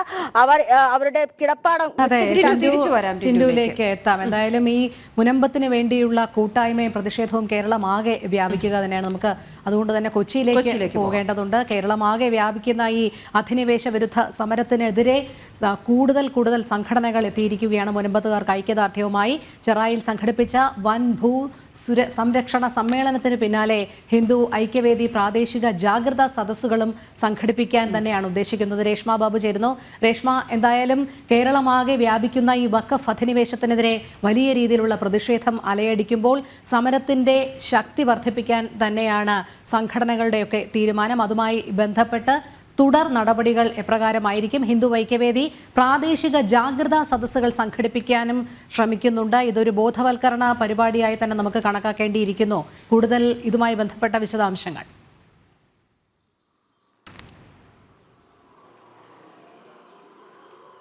രോഹിണി സൂചിപ്പിച്ചതുപോലെ തന്നെ വഖഫ് അധിനിവേശം, അതിനെ വഖഫ് ഭീകരത എന്ന് തന്നെ വിശേഷിപ്പിക്കേണ്ടി വരും. മുനമ്പത്തെ തീരദേശ ജനത നിരാഹാര സമരം ഇരിക്കാൻ തുടങ്ങിയിട്ട് ഏകദേശം 1 മാസം പിന്നിടുകയാണ്. കൃത്യമായി പറയുകയാണെങ്കിൽ 31 ദിവസം പിന്നിട്ടിരിക്കുന്നു. 610 കുടുംബങ്ങളാണ് ഇത്തരത്തിൽ വഴിയാധാരമാക്കപ്പെടുന്ന ഒരു രീതിയിലേക്ക് എത്തിയിരിക്കുന്നത്. 402 ഏക്കറോളം ഭൂമിയിൽ വഖഫ് അവകാശവാദം ഉന്നയിച്ചതോടുകൂടിയാണ് 610 കുടുംബങ്ങൾ ഈ കുടിയിറക്ക് ഭീഷണി നേരിടുന്നത്. ഇതിൽ തന്നെ ഈ 402 ഏക്കറിൽ പല ഭൂമി, അതായത് കൂടുതൽ ഭൂമിയും കടലെടുത്ത് പോയിട്ടുണ്ട്. ബാക്കിയുള്ള സ്ഥലമാണ് വഖഫ് അധിനിവേശമായിട്ട് രൂപപ്പെട്ടിരിക്കുന്നത്. എന്തായാലും ഇക്കാര്യത്തിൽ ആദ്യഘട്ടം മുതൽ ഹൈന്ദവ സംഘടനകൾ, പ്രത്യേകിച്ച് BJP ഉൾപ്പെടെയുള്ള ദേശീയവാദപരമായിട്ടുള്ള സംഘടനകൾ അല്ലെങ്കിൽ ദേശീയവാദ പ്രസ്ഥാനങ്ങൾ തന്നെയാണ് മുനമ്പം തീരദേശ ജനതയ്ക്ക് ഐക്യദാർഢ്യമായിട്ട് അല്ലെങ്കിൽ പിന്തുണ പ്രഖ്യാപിച്ചുകൊണ്ട് പ്രത്യക്ഷത്തിലും പരോക്ഷമായിട്ടും തന്നെ മുന്നോട്ട് വന്നത്. നിലവിൽ ഹിന്ദു ഐക്യവേദിയുടെ നേതൃത്വത്തിൽ ജാഗ്രതാ സമ്മേളനങ്ങൾ സംസ്ഥാനമെമ്പാടും നടത്തുവാനായിട്ടുള്ള ഒരു തീരുമാനം ഉണ്ടായിരിക്കുകയാണ്. അതായത് തിരുവനന്തപുരം, കോഴിക്കോട്, തൃശ്ശൂർ ഉൾപ്പെടെയുള്ള ജില്ലകളിൽ കൃത്യമായിട്ടുള്ള സെമിനാറുകൾ, അതായത് ഈ വഖഫ് ഭീകരത എന്താണ്, വഖഫിന്റെ അധിനിവേശം എന്താണ്, അത് എത്രത്തോളമാണ് സാധാരണക്കാരായിട്ടുള്ള ജനങ്ങളെ ബുദ്ധിമുട്ടിലാക്കുന്നത്, അത് ഏത് വിധത്തിലാണ് ഈ സംസ്ഥാനമെമ്പാടും പല ഭൂമികളും കയ്യേറ്റ ഭൂമികളാക്കി മാറ്റുന്നത്, അല്ലെങ്കിൽ വഖഫ് അധിനിവേശം ഉണ്ടാകുന്നത് എങ്ങനെയാണ് തുടങ്ങിയ കാര്യങ്ങളിൽ ഒരു ബോധവൽക്കരണം സംസ്ഥാനമെമ്പാടും ഉണ്ടാകുക എന്നുള്ള ഒരു ലക്ഷ്യത്തിന്റെ അടിസ്ഥാനത്തിലാണ് ഹിന്ദു ഐക്യവേദി ഇത്തരത്തിലുള്ള സമ്മേളനങ്ങൾ പ്രാദേശിക തലത്തിൽ നടത്തുവാനായിട്ട് തീരുമാനിച്ചിരിക്കുന്നത്. അതോടൊപ്പം തന്നെ പഞ്ചായത്ത്, മുനിസിപ്പാലിറ്റി തലങ്ങളിലും ഈ സമ്മേളനങ്ങൾ നടക്കുകയും ചെയ്യുന്നുണ്ട്. കഴിഞ്ഞ ദിവസം ഇതുമായി ബന്ധപ്പെട്ട് ചില കൺവെൻഷൻ രൂപീകരിച്ചുകൊണ്ട് ഈ ഭൂസംരക്ഷണ സമ്മേളനം ചെറായിൽ നടത്തുകയും ചെയ്തിരുന്നു. ഭൂസംരക്ഷണ സമ്മേളനത്തിൽ നിരവധി സാധാരണക്കാരായിട്ടുള്ള ജനങ്ങൾ പങ്കെടുത്തിരുന്നു. ഒപ്പം തന്നെ മുനമ്പത്തെ തീരദേശ ജനതയ്ക്ക് ഐക്യദാർഢ്യം പ്രഖ്യാപിക്കുകയും ചെയ്തിരുന്നു. KP ശശികല ടീച്ചറായിരുന്നു ഈ പരിപാടി ഉദ്ഘാടനം ചെയ്തത്. ടീച്ചർ പറഞ്ഞൊരു സംഗതിയുണ്ട്, അതായത് ഈ വഖഫ് ഭീകരത അല്ലെങ്കിൽ വഖഫ് അധിനിവേശം കേവലം മുനമ്പം പ്രദേശത്തെ മാത്രം ഒറ്റപ്പെട്ട സംഭവമല്ല, അത് മതത്തിന് അതീതമായിട്ട് എല്ലാ തരത്തിലും ബാധിക്കുന്ന ഒരു വിഷയമാണ്. അതുകൊണ്ട് തന്നെ കൃത്യമായിട്ടുള്ള ഒരു ജാഗ്രത എല്ലാ മേഖലകളിൽ നിന്നും ഉണ്ടാകണം. അതുകൊണ്ട് സംസ്ഥാനമെമ്പാടും ഇക്കാര്യത്തിൽ ഒരു പ്രത്യക്ഷ സമരത്തിലേക്ക് പോകണം എന്നുള്ളൊരു നിലപാട് തന്നെയാണ് ഹിന്ദു ഐക്യവേദി എടുത്തിരിക്കുന്നത്. അതിന്റെ ഭാഗമായിട്ട് തന്നെയാണ് ഈ പ്രത്യക്ഷ സമരങ്ങൾ സംഘടിപ്പിക്കുകയും അത് ശക്തമാക്കുകയും ചെയ്തിരിക്കുന്നത്. മുനമ്പത്തെ സംബന്ധിച്ച് വിലയാധാരം വാങ്ങിയ, അതായത് 3 തലമുറകൾക്ക് മുന്നേ തന്നെ മുനമ്പത്തെ നിലവിൽ താമസിക്കുന്നവരുടെ പൂർവ്വ തലമുറ അല്ലെങ്കിൽ അവരുടെ പൂർവികർ വിലയാധാരം വാങ്ങിയ ഭൂമിയാണ്. അതാണ് ഒരു ഘട്ടത്തിൽ വഖഫ് അവകാശവാദം ഉന്നയിച്ചുകൊണ്ട് മുന്നോട്ട് വന്നത്. അത് വഖഫ് ബോർഡിൻ്റെതായിട്ടുള്ള നടപടികൾ അല്ലെങ്കിൽ റവന്യൂ അവകാശങ്ങൾ കവർന്നെടുക്കുന്ന ഒരു സാഹചര്യത്തിലേക്ക് എത്തുകയും ചെയ്തിരുന്നു. അതിനിടയിൽ തന്നെ ഹൈക്കോടതിയിലടക്കം ഹർജികൾ എത്തിയിട്ടുണ്ട്. നിലവിൽ മുനമ്പം തീരദേശവാസികൾ വീണ്ടും ഹൈക്കോടതിയിൽ ഹർജി കൊടുത്തിട്ടുണ്ട്. അത് അടുത്ത 2 ആഴ്ചയ്ക്കുള്ളിൽ വീണ്ടും ഡിവിഷൻ ബെഞ്ച് പരിഗണിക്കുകയും ചെയ്യുന്നുണ്ട്. ഇത്തരത്തിൽ നിയമപരമായിട്ടുള്ള പോരാട്ടം കടുപ്പിക്കുന്നതിനൊപ്പം തന്നെ പ്രത്യക്ഷ സമരവുമായിട്ട് തീരദേശ ജനത മുന്നോട്ട് പോകുന്നു. അവർക്ക് ഐക്യദാർഢ്യം പ്രഖ്യാപിച്ചുകൊണ്ട് ഹിന്ദു ഐക്യവേദി ഉൾപ്പെടെയുള്ള ദേശീയവാദ പ്രസ്ഥാനങ്ങളും പിന്നിലുണ്ട്. എന്തായാലും സംസ്ഥാനമെമ്പാടും പ്രത്യേകിച്ച് തളിപ്പറമ്പ്, കൽപ്പാത്തി ഉൾപ്പെടെയുള്ള പ്രദേശങ്ങളിലും ഇത്തരത്തിൽ വഖഫിൻ്റെതായിട്ടുള്ള അധിനിവേശം കണ്ടെത്തിയിട്ടുണ്ട്. 600 ഏക്കർ ഭൂമിയിലൊക്കെയാണ് തളിപ്പറമ്പിൽ വഖഫ് അവകാശവാദം ഉന്നയിച്ചിരിക്കുന്നത്. ഇതിൽ ആധികാരികമായിട്ടുള്ള രേഖകളൊന്നും തന്നെ ഇല്ലാത്ത സാഹചര്യങ്ങൾ കൂടിയുണ്ട്. എന്തായാലും ഇക്കാര്യത്തിൽ സർക്കാർ ആദ്യഘട്ടം മുതൽ ഒരു മൗനമായിട്ടുള്ള ഒരു നിലപാട് തന്നെയാണ് തുടരുന്നത്. കഴിഞ്ഞ ദിവസം സമരസമിതി നേതാക്കളുമായിട്ട് മുഖ്യമന്ത്രി ചർച്ച നടത്തിയെങ്കിലും അതിൽ കാര്യമായിട്ടുള്ള ഫലമൊന്നും ഇതുവരെ ഉണ്ടായിട്ടുമില്ല. കേവലം ഒരു ചർച്ച എന്നതിനേക്കാൾ ഉപരി മുനമ്പത്തെ തീരദേശ ജനതയ്ക്കൊപ്പം നിൽക്കുവാനായിട്ട് ഇടതു വലത് ഭരണ മുന്നണി അല്ലെങ്കിൽ ഇടതു വലത് മുന്നണികൾ തയ്യാറാകുന്നില്ല എന്നുള്ളതാണ് ഏറ്റവും പ്രധാനപ്പെട്ട കാര്യം. അതിന് പ്രധാനമായിട്ടുള്ള ഒരു ഘടകം എന്ന് പറയുന്നത് ഈ വോട്ട് ബാങ്ക് രാഷ്ട്രീയം തന്നെയാണ്. ഒരു പ്രീണന നയം അത് തന്നെയാണ് ഇടതു വലത് മുന്നണികൾ ഈ ഒരു വിഷയത്തിൽ ഒരു മൃദു സമീപനം സ്വീകരിക്കാനായിട്ടുള്ള ഒരു കാരണം. എന്തായാലും ശക്തമായിട്ടുള്ള, പ്രത്യേകിച്ച് ഈ വഖഫ് എന്ന കരിനിയമം അത് റദ്ദാക്കണമെന്നുള്ള ഒരു അടിസ്ഥാന ആവശ്യം തന്നെയാണ് ഹിന്ദു ഐക്യവേദി മുന്നോട്ട് വെക്കുന്നത്. ഇതുമായി ബന്ധപ്പെട്ട് പ്രത്യക്ഷ സമരത്തോടൊപ്പം തന്നെ ജാഗ്രതാപൂർവമുള്ള ബോധവൽക്കരണ പരിപാടികൾ സംസ്ഥാനമെമ്പാടും നടത്തുവാനായിട്ടാണ് ഹിന്ദു ഐക്യവേദി നിശ്ചയിച്ചിരിക്കുന്നത്. അതിന്റെ ഭാഗമായിട്ട് സംസ്ഥാനമെമ്പാടും 1000 കേന്ദ്രങ്ങളിൽ ഇത്തരത്തിലുള്ള ജാഗ്രതാ സമ്മേളനങ്ങൾ നടത്തും. അതോടൊപ്പം തന്നെ മുനമ്പത്തെ തീരദേശ ജനതയ്ക്ക് ആവശ്യമായിട്ടുള്ള നിയമപരമായിട്ടുള്ള എല്ലാ സഹായങ്ങളും ഐക്യവേദിയുടെ ഭാഗത്തുനിന്നും അതോടൊപ്പം തന്നെ BJP ഉൾപ്പെടെയുള്ള സംഘടനകളുടെ ഭാഗത്തുനിന്നും ഉണ്ടാകുമെന്ന് നേരത്തെ തന്നെ വ്യക്തമാക്കിയിട്ടുണ്ട്. ഏതായാലും കേരളം ആകെ വ്യാപിച്ചിരിക്കുകയാണ് വഖഫ് അധിനിവേശ സമരം. അതോടൊപ്പം തന്നെ ചെറായിൽ സംഘടിപ്പിച്ച വൻ ഭൂ സംരക്ഷണ സമ്മേളനത്തിന് പിന്നാലെ ഹിന്ദു ഐക്യവേദി 1000-ഓളം പ്രാദേശിക ജാഗ്രതാ സദസ്സുകൾ സംഘടിപ്പിക്കാനാണ്. അതെന്താ ഈ ജാഗ്രത എന്ന് പറയുമ്പോൾ 2 കാര്യങ്ങളാണ്. ഒന്ന്, എന്താണ് വഖഫ് എന്നും വഖഫ് ബോർഡ് ഇപ്പോൾ എടുക്കുന്ന നിലപാടുകൾ എന്താണെന്നും ഇതിൽ കേന്ദ്ര സർക്കാർ കൊണ്ടുവരാൻ പോകുന്നത് നിയമം എന്താണ് എന്നും ഇവിടെ പാസ്സാക്കപ്പെട്ടത് എന്താ, ഇതൊന്നും വ്യക്തമായി ആളുകൾക്ക് ഇപ്പോഴും മനസ്സിലാകാത്ത സാഹചര്യമുണ്ട്. അതായത് നമ്മൾ താമസിക്കുന്ന വീട്ടിലേക്ക് ഒരു അവകാശവാദം വഖഫ് ഉന്നയിക്കുന്നത് വരെ നമ്മളൊരു പക്ഷേ ഇതിനെ സീരിയസ് ആയി എടുത്തേക്കില്ല. അതിനുള്ള സാഹചര്യം ഏത് നിമിഷവും ഉണ്ടാകാം എന്നൊരവസ്ഥയിലാണ് നമ്മളിപ്പോൾ മുന്നോട്ട് പോയിക്കൊണ്ടിരിക്കുന്നത് എന്നുള്ളതാണ് വാസ്തവം. അപ്പോൾ അതുകൊണ്ട് ഇത് അറിഞ്ഞിരിക്കേണ്ടത് ആവശ്യവുമാണ്. ഈ ജാഗ്രത എത്രത്തോളം വേണം എന്നുള്ളതാണ് അവിടെ നമുക്ക് വെളിവാകുന്നത്. നമ്മൾ ടിൻഡുമായി നേരത്തെ പങ്കുവച്ചത് മുനമ്പം വിഷയത്തിൽ കത്തോലിക്ക സഭയുടെ നിലപാടാണ്. കഴിഞ്ഞ ദിവസം മുതൽ തന്നെ കത്തോലിക്ക സഭ നിലപാട് കടുപ്പിച്ചിട്ടുണ്ട്. ഇന്ന് എന്തായാലും തിരുവനന്തപുരം രക്തസാക്ഷി മണ്ഡപത്തിൽ അവർ വിവിധ കത്തോലിക്ക സംഘടനകളുടെയും വിവിധ ക്രൈസ്തവ സഭാ വിഭാഗങ്ങളുടെയും നേതൃത്വത്തിൽ ഒരു പ്രതിഷേധ കൂട്ടായ്മയും നടത്തുന്നുണ്ട്.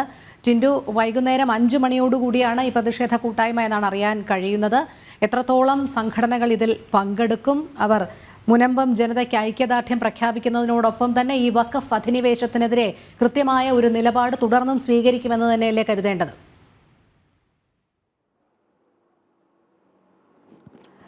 തീർച്ചയായിട്ടും രോഹിണി അത്തരത്തിലൊരു നിലപാട് തന്നെ സ്വീകരിക്കുമെന്നാണ് നമുക്ക് അറിയാൻ സാധിക്കുന്നത്. 2 ദിവസങ്ങൾക്ക് മുമ്പാണ് ബിഷപ്പ് ഹൗസിൽ വെച്ച് ഇതുമായി ബന്ധപ്പെട്ട് വിവിധ കത്തോലിക്ക സഭ മേലധ്യക്ഷന്മാരുടെ നേതൃത്വത്തിൽ ഒരു യോഗം ചേർന്നത്. ആ യോഗത്തിലാണ് ഇത്തരത്തിലൊരു ശക്തമായ ഒരു നിലപാടെടുക്കുക എന്നൊരു തീരുമാനത്തിലേക്ക് കത്തോലിക്ക സഭ മേധാവികൾ എത്തുന്നത്. നമുക്കറിയാം മുനമ്പം വിഷയത്തെ സംബന്ധിച്ചിടത്തോളം ഒരുപക്ഷെ സഭ ഇതിനെ അല്ലെങ്കിൽ സഭ ഈ പ്രതിഷേധാഗ്നിക്ക് കൂട്ടുനിന്നേ മതിയാവൂ. കാരണം അല്ലെങ്കിൽ ആ പ്രതിഷേധാഗ്നിക്ക് സഭ അതിന് ഐക്യദാർഢ്യം പ്രഖ്യാപിച്ചേ മതിയാവൂ. കാരണം അവിടെ അനുഭവിക്കുന്നത് നമുക്കറിയാം സാധാരണക്കാരിലും സാധാരണക്കാരായിട്ടുള്ള മത്സ്യത്തൊഴിലാളി വിഭാഗങ്ങളാണ് അവരുടെ കിടപ്പാടം നഷ്ടപ്പെട്ടു പോകുമോ എന്ന ആശങ്കയിൽ ജീവിക്കുന്നത്. അപ്പോൾ ആ ഒരു സാഹചര്യത്തിൽ അവരോടൊപ്പം നിൽക്കുക എന്ന് മാത്രമാണ് ഇപ്പോൾ സഭയുടെ മുന്നിലുള്ള ഒരു മാർഗം എന്ന് പറയുന്നത്. നമ്മുടെ നേരത്തെ വീണ സൂചിപ്പിച്ചതുപോലെ തന്നെ നമ്മുടെയൊക്കെ വീടുകളിലേക്ക് ഈ കരിനിയമം അല്ലെങ്കിൽ വഖഫ് നിയമം അല്ലെങ്കിൽ വഖഫിന്റെ അധിനിവേശം വരുമ്പോൾ മാത്രമേ അതിന്റെ വ്യാപ്തി എത്രത്തോളം ഉള്ളതാണെന്ന് നമുക്കറിയാൻ സാധിക്കുകയുള്ളൂ.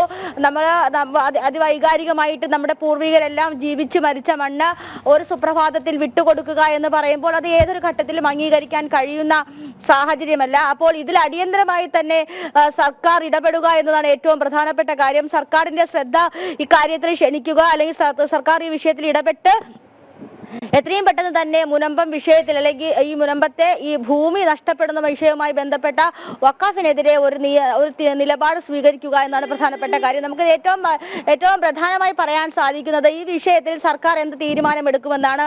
1950കളിൽ മുനമ്പം മേഖലയെ അല്ലെങ്കിൽ ഈ ചെറായി തുടങ്ങിയ മേഖലകളെ വഖഫ് ബോർഡിന് വിട്ടുകൊടുത്തു എന്നാണ് വഖഫ് ഉന്നയിക്കുന്ന അവകാശവാദം. 2012 തന്നെ വഖഫ് ഈ മുനമ്പം ഭൂമിയിൽ അവകാശവാദം ഉന്നയിച്ചിട്ടുണ്ട്. 2012 ശേഷം 2010 ഈ കമ്മിറ്റികളൊക്കെ രൂപീകരിക്കുന്നു. വഖഫിനെതിരെ അല്ലെങ്കിൽ വഖഫ് നിയമവുമായി ബന്ധപ്പെട്ട് വഖഫിന്റെ ഭൂമികൾ കണ്ടെത്താനായിട്ട് അച്യുതാനന്ദൻ സർക്കാരിന്റെ സമയത്ത് കമ്മീഷൻ രൂപീകരിക്കുന്നു. ആ കമ്മീഷൻ സമയത്ത് വന്ന വീഴ്ചയാണ് ഒരുപക്ഷെ മുനമ്പം പ്രദേശത്തെ സംബന്ധിച്ചിടത്തോളം ഇന്ന് ഈ പ്രതിഷേധാഗ്നിയുടെ മുന്നിൽ നിൽക്കാൻ അല്ലെങ്കിൽ അവരെ പ്രേരിപ്പിക്കുന്നത് എന്ന് നമുക്ക് പറയേണ്ടി വരും. കാരണം അന്ന് വഖഫിന്റെ ഭൂമികൾ കണ്ടെത്താനായിട്ടാണ് അല്ലെങ്കിൽ വഖഫിന് നഷ്ടപ്പെട്ടു പോയ ഭൂമികൾ കണ്ടെത്താനായിട്ടാണ് ഇടത് സർക്കാർ ശ്രമിച്ചത്. അതിന്റെ ഫലമായിട്ടാണ് ഈ മുനമ്പം ഭൂമിയും വഖഫിൻ്റെതായിട്ട് വന്നു ചേരുന്നത്. അങ്ങനെയെങ്കിൽ അന്ന് ഒരുപക്ഷെ നീതിയുക്തമായിട്ടൊരു നിലപാട് സർക്കാർ സ്വീകരിച്ചിരുന്നെങ്കിൽ ഇന്ന് ഈ 600ഓളം വരുന്ന കുടുംബങ്ങൾക്ക് ഭൂമി നഷ്ടപ്പെടില്ലായിരുന്നു. ഈ ആവശ്യങ്ങളൊക്കെ തന്നെയാണ് ഒരുപക്ഷെ കത്തോലിക്ക സഭയും മുന്നോട്ട് വെക്കുന്നത്. കഴിഞ്ഞ 75 വർഷത്തിനുള്ളിൽ മാറി വന്ന സർക്കാരുകൾ സ്വീകരിച്ച നിലപാട് ഒരു പ്രദേശത്തെ ജനതയെ മുഴുവൻ ഭൂമിയില്ലാതെ ആക്കുന്ന ഒരു ഘട്ടത്തിലേക്ക് വന്നിരിക്കുകയാണ്. ആ വിഷയങ്ങൾ പരിഹരിച്ച് അല്ലെങ്കിൽ ആ വിഷയങ്ങൾ ചർച്ച ചെയ്ത അവകാശപ്പെട്ടവരുടെ ഭൂമി തിരിച്ചു വാങ്ങിക്കൊടുക്കുക എന്ന് തന്നെയാണ് സഭയും ഈ കാര്യത്തിൽ അല്ലെങ്കിൽ കത്തോലിക്ക സഭയും ഈ കാര്യത്തിൽ എടുത്തിരിക്കുന്ന നിലപാട് എന്ന് നമുക്ക് മനസ്സിലാക്കേണ്ടി വരും. 2022 റവന്യൂ അടയ്ക്കുന്നതുമായി ബന്ധപ്പെട്ടാണ് ഇവർക്ക് ഈ ഭൂമി പൂർണ്ണമായിട്ടും നഷ്ടപ്പെട്ടു പോയി എന്ന് മനസ്സിലാക്കാൻ സാധിക്കുന്നത്. അപ്പോൾ അവരുടെ റവന്യൂ അവകാശങ്ങൾ ആദ്യം തിരികെ പിടിക്കുക, പിന്നീട് ഈ ഭൂമി അവർക്ക് തിരിച്ചു വിട്ടുക.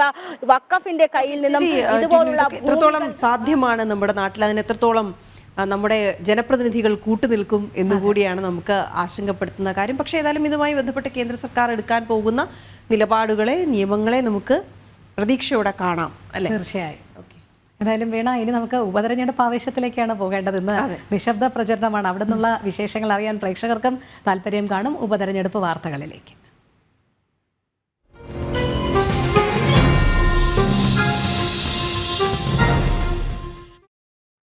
നാളെ ഉപതെരഞ്ഞെടുപ്പ് നടക്കുന്ന ചേലക്കരയിലും വയനാട്ടിലും ഇന്ന് നിശബ്ദ പ്രചാരണമാണ്. ബഹളങ്ങളില്ലാതെ പരമാവധി വോട്ടർമാരെ നേരിട്ട് കണ്ട് വോട്ടുറപ്പിക്കാനുള്ള നീക്കത്തിലാണ് ഓരോ സ്ഥാനാർത്ഥികളും. ബൂത്ത് തലത്തിലുള്ള സ്ക്വാഡ് വർക്കുകൾ ഇന്നും തുടരും. പൗരപ്രമുഖരുമായുള്ള കൂടിക്കാഴ്ചകളാണ് സ്ഥാനാർത്ഥികളുടെ പ്രധാന പരിപാടികൾ. കൊട്ടിക്കലാശത്തിലെ ജനപങ്കാളിത്തം പ്രതീക്ഷയോടെയാണ് NDAയും നോക്കിക്കാണുന്നത്. അതോടൊപ്പം ഈ പോളിംഗ് സാമഗ്രികളുടെ വിതരണം രാവിലെ 8 മണി മുതൽ വിവിധ ഇടങ്ങളിൽ തുടങ്ങുമെന്നും അറിയാൻ കഴിയുന്നുണ്ട്. ഉച്ചയോടെ വിതരണം പൂർത്തിയാകും. വയനാട്ടിൽ കിറ്റ് വിവാദം അടക്കം തിരിച്ചടിയാകുമെന്ന ആശങ്കയിൽ തന്നെയാണ് കോൺഗ്രസ് ഇപ്പോഴും നിലനിൽക്കുന്നത്. എന്തായാലും വയനാട്ടിൽ നിന്ന് അർജുനും ചേലക്കരയിൽ നിന്ന് ആനന്ദും ചേരുന്നുണ്ട്. ആദ്യം നമുക്ക് അർജുനിലേക്ക് പോകാം. അർജുൻ, വയനാട്ടിൽ ഇന്ന് നിശബ്ദ പ്രചരണമാണ്. പരമാവധി വോട്ടർമാരെ നേരിട്ടെത്തി വോട്ട് അഭ്യർത്ഥിക്കാനുള്ള തിരക്കിൽ തന്നെയായിരിക്കും സ്ഥാനാർത്ഥികൾ. അതിനുവേണ്ടി രാവിലെ തന്നെ അവർ പുറപ്പെട്ടു കഴിഞ്ഞു.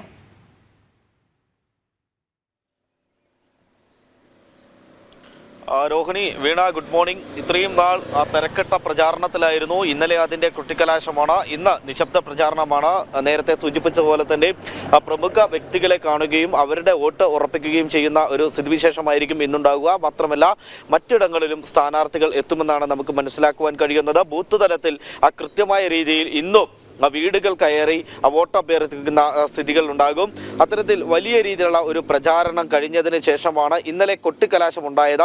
വയനാട്ടിൽ കൊട്ടിക്കലാശം NDA വലിയ ആത്മവിശ്വാസത്തോടെയാണ് നോക്കിക്കാണുന്നത്. അതായത് NDA പ്രതീക്ഷിച്ചതിലും അധികം ആളുകളാണ് കൊട്ടിക്കലാശം കാണുവാനും അതിൽ പങ്കെടുക്കുവാനും എത്തിയിട്ടുള്ളത്. അത് തന്നെയാണ് കഴിഞ്ഞ ദിവസം NDA ഭാരവാഹികളും അതുപോലെ തന്നെ BJP നേതാക്കളും നമ്മളോട് പറഞ്ഞിട്ടുള്ളത്. അത്തരത്തോളം ആയിരക്കണക്കിന് ആളുകളാണ് അത്തരത്തിൽ ബത്തേരിയിലേക്ക് ഒഴുകിയെത്തിയത്. ആ ഒരു പ്രതീക്ഷയിലാണ് NDA ക്യാമ്പ് ഉള്ളത്. എന്നാൽ UDF-നാവട്ടെ ചെറിയ രീതിയിലുള്ള ഒരു ആശങ്കയുണ്ട്. കൊട്ടിക്കലാശം കഴിഞ്ഞെങ്കിലും തങ്ങളുടെ പ്രചാരണം കഴിഞ്ഞെങ്കിലും ഇപ്പോഴും വിവാദങ്ങൾ UDF-നെ വിട്ട് ഒഴിയുന്നില്ല, കോൺഗ്രസിനെ വിട്ടൊഴിയുന്നില്ല. കിറ്റ് വിവാദം ഇപ്പോഴും കത്തി നിൽക്കുകയാണ്. അതായത് മേപ്പാടിയിലെ കിറ്റ് വിവാദം, അതായത് UDF ഭരിക്കുന്ന പഞ്ചായത്താണ് മേപ്പാടി. അവിടെയാണ് വിഷബാധ അടക്കമേറ്റ, അതായത് അവിടെ നിന്നും ഈ ചൂരമല നിവാസികൾക്ക് ഈ ദുരന്തം നടന്ന അവർക്കാണ് ഇത്തരത്തിലുള്ള കിറ്റുകൾ നൽകിയത്. അതിൽ നിന്നാണ് ഭക്ഷ്യവിഷബാധയേറ്റ് 2 കുട്ടികൾ ആശുപത്രിയിലാകുന്ന ഒരു സ്ഥിതിവിശേഷം ഉണ്ടായി. അതൊക്കെ വലിയ രീതിയിലുള്ള ഒരു തിരിച്ചടിയാകുമെന്ന ഒരു ആശങ്ക UDF-നെ സംഭവിച്ചിടത്തോളം ഉണ്ട്. മാത്രമല്ല LDF-നെ സംബന്ധിച്ചിടത്തോളം ഭരണവിരുദ്ധ വികാരം തിരിച്ചടിക്കുമേ എന്നുള്ള ഒരു ആശങ്കയുമുണ്ട്. എന്തിനാൽ തന്നെയും നാളെ വയനാടൻ ജനത തങ്ങളുടെ വോട്ട് രേഖപ്പെടുത്തും. രാവിലെ 8 മണിക്ക് തന്നെ ഇവിടെ ഈ വോട്ടെടുപ്പ് ആരംഭിക്കുമെന്നാണ് നമുക്ക് മനസ്സിലാക്കാൻ സാധിക്കുന്നത്. മാത്രമല്ല ഈ സ്ട്രോങ് റൂം SKMJ-യിലാണ് സ്ട്രോങ് റൂം ഉള്ളത്. അത്തരത്തിൽ നാളെ വലിയ രീതിയിലുള്ള ഒരു ജനങ്ങൾ ഒഴുകിയെത്തുമെന്നും അത് ജനവികാരം തിരിച്ചടിയാകുമെന്നുള്ള ഒരു ആശങ്ക LDF-നെ സംബന്ധിച്ചിടത്തോളം ഇത്തരത്തിൽ ഈ ഒരു ആശങ്കയെല്ലാം വലിയ രീതിയിൽ ഗുണം ചെയ്യുമെന്നുള്ള ഒരു വിശ്വാസത്തിലാണ് NDA ക്യാമ്പ് ഉള്ളത്. മാത്രമല്ല നരേന്ദ്രമോദി സർക്കാരിന്റെ വികസന നേട്ടങ്ങൾ എണ്ണി പറഞ്ഞാണ് ഇവിടെ NDA-യുടെ വോട്ട് പിടുത്തം. മാത്രമല്ല ഇത്തരത്തിൽ സാധാരണ ജനങ്ങൾക്കിടയിൽ പ്രവൃത്തി പരിചയമുള്ള അല്ലെങ്കിൽ വാർഡ് തലത്തിലടക്കം പ്രവൃത്തി പരിചയമുള്ള ഒരു സ്ഥാനാർത്ഥിയെ തന്നെ നിർത്തിക്കൊണ്ട്, നവ്യ ഹരിദാസിനെ നിർത്തിക്കൊണ്ടാണ് NDA പ്രചാരണം ആരംഭിച്ചത്. തുടക്കത്തിൽ തന്നെ എന്തിനാണ് നവ്യ ഹരിദാസ് എന്നുള്ള ഒരു ചോദ്യം ഇവിടെ വയനാട്ടിൽ ഉയർന്നു വന്നിരുന്നു. എന്നാൽ ചുരുങ്ങിയ ദിനങ്ങൾ കൊണ്ട് തന്നെ എന്തിനാണ് താൻ വന്നത് എന്നുള്ളത് കൃത്യമായി തന്നെ വയനാടൻ ജനതയെയും അതുപോലെ തന്നെ വോട്ടർമാരെയും ഓർമ്മപ്പെടുത്തുന്ന ഒരു സ്ഥാനാർത്ഥിയായി നവ്യ ഹരിദാസ് മാറി. അതായത് തൻ്റെ സ്വതസിദ്ധമായ ശൈലിയിൽ ഒരു പുഞ്ചിരിയോടുകൂടി എല്ലാവരെയും നോക്കിക്കാണുകയും അവരുടെ അടുത്ത് എന്ന ആശങ്കകൾ എന്താണെന്ന് പഠിക്കുകയും അതിന് പരിഹാരം കാണാമെന്ന് ഉറപ്പ് നൽകുകയും ചെയ്യുന്ന ഒരു സ്ഥാനാർത്ഥിയാണ് പിന്നീട് നമുക്ക് കാണുവാൻ സാധിച്ചത്. എല്ലാ ഭാഷകളും ഒരുപോലെ അനായാസം കൈകാര്യം ചെയ്യാൻ കഴിയുന്ന, ഹിന്ദി ആകട്ടെ, മലയാളമാകട്ടെ, ഇംഗ്ലീഷ് ആകട്ടെ, അത്തരത്തിൽ ഭാഷകളൊക്കെ കൈകാര്യം ചെയ്യാൻ കഴിയുന്ന ഒരു സ്ഥാനാർത്ഥിയെ നിർത്തി എന്നുള്ള ഒരു ആത്മവിശ്വാസം NDA ക്യാമ്പിനെ സംബന്ധിച്ചിടത്തോളം ഉണ്ട്. മാത്രമല്ല വയനാട്ടിലെ വിവിധ പ്രശ്നങ്ങളുണ്ട്. രാത്രിയാത്രാ നിരോധനം, മെഡിക്കൽ കോളേജ്, അതുപോലെ തന്നെ ചുരം ബദൽ പാത തുടങ്ങിയ വിവിധ വിഷയങ്ങൾ ഈ വയനാട്ടിനെ സംബന്ധിച്ചിടത്തോളം നിലനിൽക്കുന്നുണ്ട്. ഇവയ്ക്കൊന്നും പരിഹാരം കാണുവാൻ ഇത്രയും നാളായിട്ട് കഴിഞ്ഞിട്ടില്ല. ഇവയെല്ലാം പ്രചാരണമായുധമാക്കിയാണ് NDA പ്രചാരണം കൊഴുപ്പിച്ചത്. ഈ കഴിഞ്ഞ ദിവസവും കൊട്ടിക്കലാശത്തിനും വലിയ ജനപങ്കാളിത്തം ഉണ്ടായത് NDA-ക്ക് വലിയ ആശ്വാസമാണ് നൽകുന്നത്, വലിയ പ്രതീക്ഷയാണ് നൽകുന്നത്. എന്തിനാ തന്നെയും ഇന്ന് നിശബ്ദ പ്രചാരണമാണ്. ഇത്തരത്തിൽ നിശബ്ദ പ്രചാരണത്തിൽ പ്രമുഖ വ്യക്തികളെ കാണുവാനായിരിക്കും സ്ഥാനാർത്ഥി എത്തുക. മാത്രമല്ല ബൂത്ത് തലത്തിൽ ശക്തമായി തന്നെ വോട്ട് ചോദിച്ചുകൊണ്ട് ഓരോ വീടുകളും കയറിയിറങ്ങി നിശബ്ദ പ്രചാരണം തന്നെ നടക്കുമെന്നുള്ളതാണ് നമുക്ക് മനസ്സിലാക്കാൻ കഴിയുന്നത്. മറ്റൊന്ന് ബക്കപ്പ് വിഷയമാണ്. വയനാട്ടിൽ ഉയർന്ന ബക്കപ്പ് വിഷയം, അതായത് മാനന്തവാടി തലപ്പുഴയിൽ ഇത്തരത്തിൽ ബക്കപ്പ് ഫോർഡ് നോട്ടീസ് നൽകിയിരിക്കുന്നു. 5 കുടുംബങ്ങൾക്കാണ് നോട്ടീസ് നൽകിയത്. ഇതും തെരഞ്ഞെടുപ്പിൽ വലിയ രീതിയിലുള്ള ഒരു ചർച്ച വിഷയമാകും. അങ്ങനെ ഒട്ടും ആവേശം ചോരാതെ തന്നെ ഇന്നത്തെ നിശബ്ദ പ്രചാരണത്തിന് തുടക്കമായിരിക്കുകയാണ്. സ്ഥാനാർത്ഥികൾ എല്ലാ വോട്ടർമാരെയും നേരിട്ട് കണ്ട് വോട്ട് അഭ്യർത്ഥിക്കുന്ന തിരക്കിലാണ്. വയനാട്ടിൽ നിന്ന് അർജുനാണ് അവിടെ നിന്നുള്ള വിവരങ്ങൾ പങ്കുവച്ചത്. ഇനി നമുക്ക് നേരെ ചേലക്കരയിലേക്ക് പോകാം.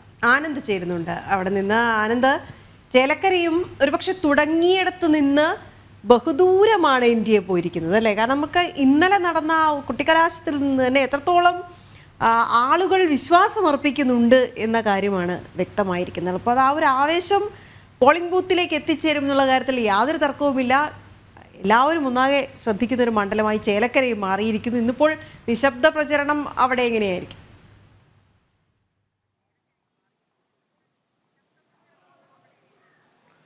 തീർച്ചയായിട്ടും. അതായത് ചേലക്കരയുടെ ഒരു മണ്ഡലത്തിന്റെ രാഷ്ട്രീയ സ്വഭാവം എന്ന് പറയുന്നത് പരമ്പരാഗതമായി ഇടതുപക്ഷ സ്വഭാവമാണെങ്കിലും പക്ഷേ കാലക്രമേണ ആ ഒരു സ്വഭാവത്തിൽ വളരെയധികം മാറ്റം വരുന്നത് വ്യക്തമായിട്ട് നമുക്ക് മനസ്സിലാക്കാൻ വേണ്ടി സാധിക്കുന്നുണ്ട്. പ്രത്യേകിച്ച് അവിടെ BJPയുടെ ഒരു വളർച്ച എന്ന് പറയുന്നത് എടുത്തു പറയേണ്ടത് തന്നെയാണ്. ഞാൻ എല്ലായ്പ്പോഴും സൂചിപ്പിക്കാറുള്ള പോലെ തന്നെ കഴിഞ്ഞ തദ്ദേശ തെരഞ്ഞെടുപ്പിൽ അവിടുത്തെ ജില്ലാ പഞ്ചായത്ത് സ്ഥാനാർത്ഥി കിട്ടിയത് ഏതാണ്ട് 35,000-ഓളം വോട്ടുകളാണ്. അപ്പോൾ അത് വ്യക്തിപരമല്ല, അത് സംഘടനാപരമായിട്ടുള്ള വോട്ടുകളാണെന്നുള്ളതാണ് അതിന്റെ മറ്റൊരു വശം. അപ്പോൾ ആ തലത്തിൽ BJPക്ക് അവിടെ ഏതാണ്ട് 30,000-ൽ മുകളിൽ അടിസ്ഥാന വോട്ടുകളുണ്ട ഒരു മണ്ഡലമായിക്കൊണ്ട് ചേലക്കര മാറിയിരിക്കുന്നു. ഇനി വരാൻ പോകുന്ന നിഷ്പക്ഷ വോട്ടുകളും വിവിധ പാർട്ടികളിൽ നിന്ന് BJPയിലേക്ക് എത്തിയിട്ടുള്ള വോട്ടുകളും പുതുതായി ചേർത്ത വോട്ടുകളും ഇതെല്ലാം കൂടിക്കൊണ്ട് അധിക വോട്ടുകൾ BJP പെട്ടിയിലേക്ക് ഇടുകയാണെങ്കിൽ തീർച്ചയായിട്ടും അവിടെ വിജയം അസാധ്യമല്ല എന്നുള്ള ഒരു കണക്കൂട്ടിൽ തന്നെയാണ് BJP. എന്തായാലും കഴിഞ്ഞ ദിവസം നടന്ന കൊട്ടിക്കലാശത്തിൽ അത് വ്യക്തമാണ് ആ ചിത്രങ്ങൾ. കാരണം BJPയുടെ ആ ഒരു കൊട്ടിക്കലാശം എന്ന് പറയുന്നത് നിരവധി ആളുകൾ, കൊച്ചുകുട്ടികൾ തുടങ്ങി മുതിർന്ന അമ്മമാരും സ്ത്രീകളും അടങ്ങുന്ന ഒരു വലിയ പങ്കാളിത്തം, പ്രത്യേകിച്ച് സ്ത്രീ വോട്ടർമാരുടെ ഒരു വലിയ പങ്കാളിത്തം BJPയുടെ എല്ലാ പരിപാടികളിലും അവിടെ പ്രകടമാണ്. ഇന്നലെ കുട്ടിക്കലാശത്തിലും അത് പ്രകടമാണ്. മാത്രമല്ല BJPയുടെ സംസ്ഥാന അധ്യക്ഷൻ K. സുരേന്ദ്രൻ നേരിട്ടാണ് ചേലക്കരയിലെ കുട്ടിക്കലാശത്തിൽ പങ്കെടുക്കാൻ വേണ്ടി എത്തിയത്. അപ്പോൾ ആ തലത്തിൽ ഒരു കൃത്യമായിട്ടുള്ള പ്ലാനിങ്ങിന്റെ അടിസ്ഥാനത്തിൽ തന്നെയാണ് BJP അവിടെ തെരഞ്ഞെടുപ്പിനെ നേരിടുന്നത്. ഇനി ചേലക്കരയിലെ പൊതു സ്വഭാവം പറയുകയാണെങ്കിൽ 3 മുന്നണികളും ശക്തമായിട്ടുള്ള പോരാട്ടം കാഴ്ചവെക്കുന്നുണ്ട്. ശക്തമായിട്ടുള്ള ഒരു ത്രികോണ മത്സരത്തിൽ തന്നെയാണ് മണ്ഡലത്തിൽ തുടക്കം മുതൽ കളമൊരുങ്ങിയിരിക്കുന്നത്. രമ്യ ഹരിദാസാണ് UDFന് വേണ്ടി മത്സരിക്കുന്നത്, LDFന് വേണ്ടി മത്സരിക്കുന്നത് UR പ്രദീപാണ്. എന്തായാലും ഇത്തവണ ഈ പോരാട്ടം ആർക്കും വിജയം അത്ര എളുപ്പമാവില്ല എന്നുള്ള ഒരു കാര്യം തന്നെയാണ് നമുക്ക് ആ മണ്ഡലത്തിൽ കഴിഞ്ഞ ഒരു മാസമായി മണ്ഡലം തരുന്ന ഒരു ചിത്രം. മാത്രമല്ല വിവിധ പാർട്ടികളിൽ നിന്ന് നിരവധി ആളുകൾ BJPയിലേക്ക് ഒഴുകുന്ന ഒരു കാഴ്ചയുണ്ട്. കഴിഞ്ഞ ദിവസം ഇന്നലെ രാത്രി അടക്കം അത്തരത്തിൽ ചേലക്കരയിലെ CPMന്റെ ഒരു മുൻ ബ്രാഞ്ച് കമ്മിറ്റി അംഗം കുടുംബവും BJPയിലേക്ക് അംഗത്വം സ്വീകരിച്ചിരുന്നു. അപ്പോൾ ആ തലത്തിൽ ഒരു വലിയ ഒഴുക്ക് വിവിധ പാർട്ടികളിൽ നിന്നായിട്ട് BJPയിലേക്ക് വരുന്നുണ്ട്. അപ്പോൾ ഈ ഒരു ആത്മവിശ്വാസത്തിൽ തന്നെയാണ് ചേലക്കരയിൽ BJP തെരഞ്ഞെടുപ്പിനെ നേരിടുന്നത്. പ്രത്യേകിച്ച് ഈ കർഷക വിഷയങ്ങളും അവിടുത്തെ അടിസ്ഥാന വർഗ്ഗങ്ങളിലെ പ്രാഥമികമായിട്ടുള്ള വിഷയങ്ങളും എല്ലാം തന്നെയാണ് BJP തെരഞ്ഞെടുപ്പിൽ ഉയർത്തിക്കാട്ടുന്ന പ്രധാനപ്പെട്ട പ്രചാരണ വിഷയം. എന്തായാലും ഈ 3 മുന്നണി സ്ഥാനാർത്ഥികളടക്കം 9 സ്ഥാനാർത്ഥികളാണ് ചേലക്കരയിൽ മത്സരരംഗത്തുള്ളത്. അതിൽ DMKയുടെ പിന്തുണയുള്ള സ്വതന്ത്ര സ്ഥാനാർത്ഥി, കോൺഗ്രസിൽ നിന്ന് തെറ്റിപ്പിരിഞ്ഞ NK സുധീറുണ്ട്. അതുപോലെ തന്നെ ഏതാണ്ട് 2,18,000 വോട്ടുകളുടെ മണ്ഡലത്തിൽ ആകെയുള്ള വോട്ടർമാരുടെ എണ്ണം 70% വോട്ടുകൾ ഏറ്റവും ചുരുങ്ങിയത് പോൾ ചെയ്യുമെന്ന് തന്നെയാണ് മുന്നണികളുടെ വിശ്വാസം. എന്തായാലും ഇന്ന് നിശബ്ദ പ്രചാരണമാണ്. സ്ഥാനാർത്ഥികൾ വീടുകൾ കയറി ഇറങ്ങുന്നുണ്ട്, വ്യക്തികളെ കാണുന്നുണ്ട്, സാമൂഹികമായി ബന്ധപ്പെട്ടുകൊണ്ടിരിക്കുന്ന ഉയർന്ന ആളുകളെ കാണുന്നുണ്ട്. അപ്പോൾ ആ തരത്തിലുള്ള ഒരു നിശബ്ദ പ്രചാരണം തന്നെ ആയിരിക്കും ഇന്ന് മണ്ഡലത്തിൽ എമ്പാടും നമുക്ക് കാണാൻ വേണ്ടി സാധിക്കുക. തീർച്ചയായും. എന്തായാലും വയനാടും ചേലക്കരയിലും ആരവങ്ങളില്ലാത്ത നിശബ്ദ പ്രചാരണത്തിനാണ് ഇന്ന് സാക്ഷ്യം വഹിക്കുന്നത്. സ്ഥാനാർത്ഥികൾ പരമാവധി വോട്ടർമാരെ നേരിട്ട് കണ്ട് വോട്ട് അഭ്യർത്ഥിക്കുന്ന തിരക്കിൽ തന്നെ ആയിരിക്കും. അതോടൊപ്പം തന്നെ ഈ തെരഞ്ഞെടുപ്പുമായി ബന്ധപ്പെട്ട ഇലക്ഷൻ സാമഗ്രികളൊക്കെ ഇന്ന് എത്തി തുടങ്ങും. ഉച്ചയോടുകൂടി അതെല്ലാം പൂർത്തിയാകുമെന്ന് തന്നെയാണ് അറിയാൻ കഴിയുന്നത്. പാലക്കാട്ടേക്ക് പോവാം അല്ലേ? കുറച്ച് ദിവസങ്ങൾ മാറ്റിവെച്ചു എന്നേ ഉള്ളൂ. അത് അനിവാര്യവുമായിരുന്നു. കാരണം കൽപ്പാത്തി രഥോത്സവം സംബന്ധിച്ച് പാലക്കാട് പക്ഷേ രാഷ്ട്രീയ പോര് നീട്ടിക്കിട്ടിയ ദിവസങ്ങളും കൂടെ ചേർത്തുകൊണ്ട് നല്ല മുറുക്കമുണ്ട്. ദേശീയ നേതാക്കളെ അടക്കം കളത്തിലിറക്കി പ്രചാരണം ഏറ്റവും ആവേശകരമാക്കുകയാണ് മുന്നണികൾ. ഇന്ന് യുവമോർച്ച ദേശീയ അധ്യക്ഷൻ തേജസ്വി സൂര്യ അടക്കം പ്രചരണത്തിന് പാലക്കാട് എത്തുന്നുണ്ട്. അരുൺ കൊടുങ്ങൂർ വിവരങ്ങളുമായി ചേരുന്നുണ്ട്. അരുൺ, നമസ്തേ, ഗുഡ് മോർണിംഗ്. അപ്പോൾ ഇന്ന് ആവേശം അങ്ങ് കൊടുമ്പിരിക്കൊള്ളുമെന്നുള്ള കാര്യത്തിൽ തർക്കമില്ല അല്ലേ? കാരണം യുവാക്കളെ അടക്കം സംഘടിപ്പിച്ചുകൊണ്ട് വലിയ തോതിൽ പ്രചരണം മുന്നോട്ട് പോകാനുള്ള സാധ്യതയാണ് കാണുന്നത്. അപ്പോൾ ഈ കൊട്ടിക്കലാശം എന്ന് സാധാരണ ഒരു ദിവസമാണ്, പക്ഷെ എനിക്ക് തോന്നുന്നു ഇന്നു മുതൽ ഇനി അങ്ങോട്ട് എല്ലാ ദിവസവും പാലക്കാട് കൊട്ടിക്കലാശം എന്ന രീതിയിലേക്ക് കാര്യങ്ങൾ ഒരുപക്ഷെ പോയേക്കും. അരുൺ,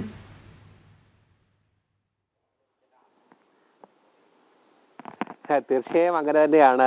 ഏറ്റവും പ്രധാനപ്പെട്ടത് ഒരു വശത്ത് കൽപ്പാത്തി രഥോത്സവം, അത് പാലക്കാട്ടുകാരെ സംബന്ധിച്ചോളം അവരുടെ വൈകാരികതയാണ്. അതൊരു വലിയ ആഘോഷമാണ്, പ്രൗഢമായ ആഘോഷം, പാരമ്പര്യത്തിന്റെ പ്രൗഢിയിൽ നടക്കുന്ന ഏറ്റവും മനോഹരമായ ഒരു ആഘോഷമാണ്.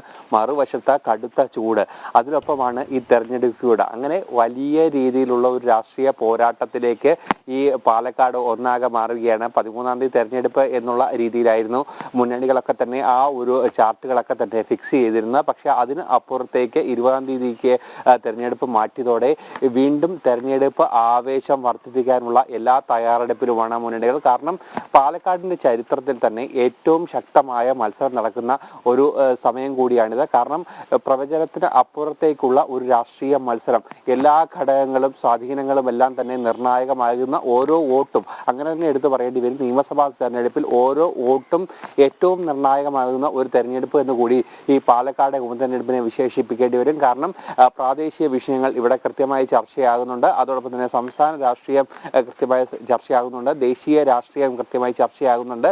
പാലക്കാടിന്റെ സമഗ്ര വികസനം കൃത്യമായി ചർച്ചയാകുന്നുണ്ട്. മുനമ്പം വിഷയം ഏറ്റവും ഒടുവിൽ ഇടത് വലത് മുന്നണികൾ ചർച്ചയാക്കാൻ ഒട്ടും ആഗ്രഹിക്കാത്ത മുനമ്പം വിഷയം, അതായത് വഖഫിന്റെ വിഷയം സജീവ ചർച്ചയാകുന്നു. അത് മുന്നിൽ നിന്ന് നയിക്കുന്നത് പാലക്കാട് രൂപതയാണ് എന്നുള്ള സവിശേഷത കൂടി ഈ ഒരു തെരഞ്ഞെടുപ്പിന്റെ ഏറ്റവും പ്രധാനപ്പെട്ട ഒരു കാര്യം തന്നെയാണ്. എന്തായാലും കൃത്യമായ ഒരു നിലപാട് ഈ വഖഫിന്റെ വിഷയത്തിൽ രൂപത എടുത്തുകൊണ്ട് മുന്നോട്ട് പോകുന്നു. അത് വലിയൊരു രാഷ്ട്രീയ ചർച്ചയായി തന്നെ ഇവിടെ മാറുന്നു. അതോടൊപ്പം തന്നെ ഏറ്റവും പ്രധാനപ്പെട്ട മറ്റ് ജനകീയ പ്രശ്നങ്ങൾ, ആ പ്രശ്നങ്ങൾ, അതായത് കർഷകരുടെ പ്രശ്നങ്ങൾ കൂടി ഏറ്റവും സജീവമായി ചർച്ചയാകും. ഇന്നലെ നമുക്കറിയാം ട്രാക്ടർ റാലി BJPയുടെ സംസ്ഥാന അധ്യക്ഷൻ K. സുരേന്ദ്രനും അതോടൊപ്പം തന്നെ സംസ്ഥാന ഉപാധ്യക്ഷ ശോഭാ സുരേന്ദ്രനും സ്ഥാനാർത്ഥി C. കൃഷ്ണകുമാർ നയിക്കുന്ന ട്രാക്ടർ റാലിയൊക്കെ നമ്മൾ കണ്ടതാണ്. അങ്ങനെ എല്ലാ മേഖലകളിലും കൃത്യമായി ചർച്ചയാക്കിക്കൊണ്ട് കൃത്യമായ രീതിയിലേക്ക് ഒരു തെരഞ്ഞെടുപ്പായി തന്നെ ഇത് മാറുന്നു. രാഷ്ട്രീയ പോര് അത് അതിൻ്റെ ഏറ്റവും മൂർധന്യാവസ്ഥയിലേക്കാകുന്നു. ആരോപണ ശരങ്ങൾ അത് കൃത്യമായി തന്നെ ഓരോ മുന്നണികളും ഉന്നയിക്കുന്നു. ഇന്ന് യുവമോർച്ചയുടെ ദേശീയ അധ്യക്ഷൻ തേജസ്വി സൂര്യ അടക്കമുള്ള നേതാക്കളെ കളത്തിലിറക്കിക്കൊണ്ടാണ് ഇന്ന് കാഴ്ച തന്നെയാണ് നമുക്ക് കാണാൻ കഴിയുന്നത്. അരുൺ കൊടുങ്ങൂറാണ് അവിടെ നിന്നും വിവരങ്ങൾ നൽകിയത്. ഈ പാലക്കാട് ഉപതെരഞ്ഞെടുപ്പിൽ ഇടത് വലത് മുന്നണികൾ അനാവശ്യ വിവാദങ്ങൾക്ക് പുറകെ പോകുമ്പോൾ വികസനവും ജനകീയ വിഷയങ്ങളുമാണ് BJP പ്രധാനമായും മുന്നോട്ട് വയ്ക്കുന്നതെന്ന് BJP സംസ്ഥാന ഉപാധ്യക്ഷ ശോഭാ സുരേന്ദ്രൻ. മുനമ്പത്തെ സമരത്തിന് പിന്തുണ നൽകിയതും കർഷകർക്കൊപ്പം നിന്ന് ട്രാക്ടർ റാലി സംഘടിപ്പിച്ചതുമെല്ലാം ഇതിന്റെ ഭാഗമാണ്.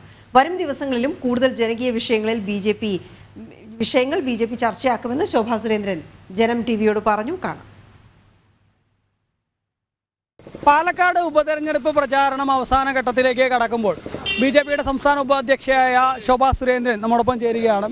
ഈ അവസാന ഘട്ടത്തിൽ പ്രചാരണം എത്തുമ്പോൾ വലിയ ആത്മവിശ്വാസം തന്നെയാണ് അല്ല, തീർച്ചയായിട്ടും. കാരണം BJPയുടെ ഒരു പ്രതിനിധി പാലക്കാട് നിന്ന് പോകണം എന്നുള്ളത് കാലാകാലമായിട്ട് ഇവിടുത്തെ കേരളത്തിലെ ജനങ്ങളുടെ ആകമാനമുള്ള ആഗ്രഹമാണ്, അവരുടെ പ്രതീക്ഷയാണ്.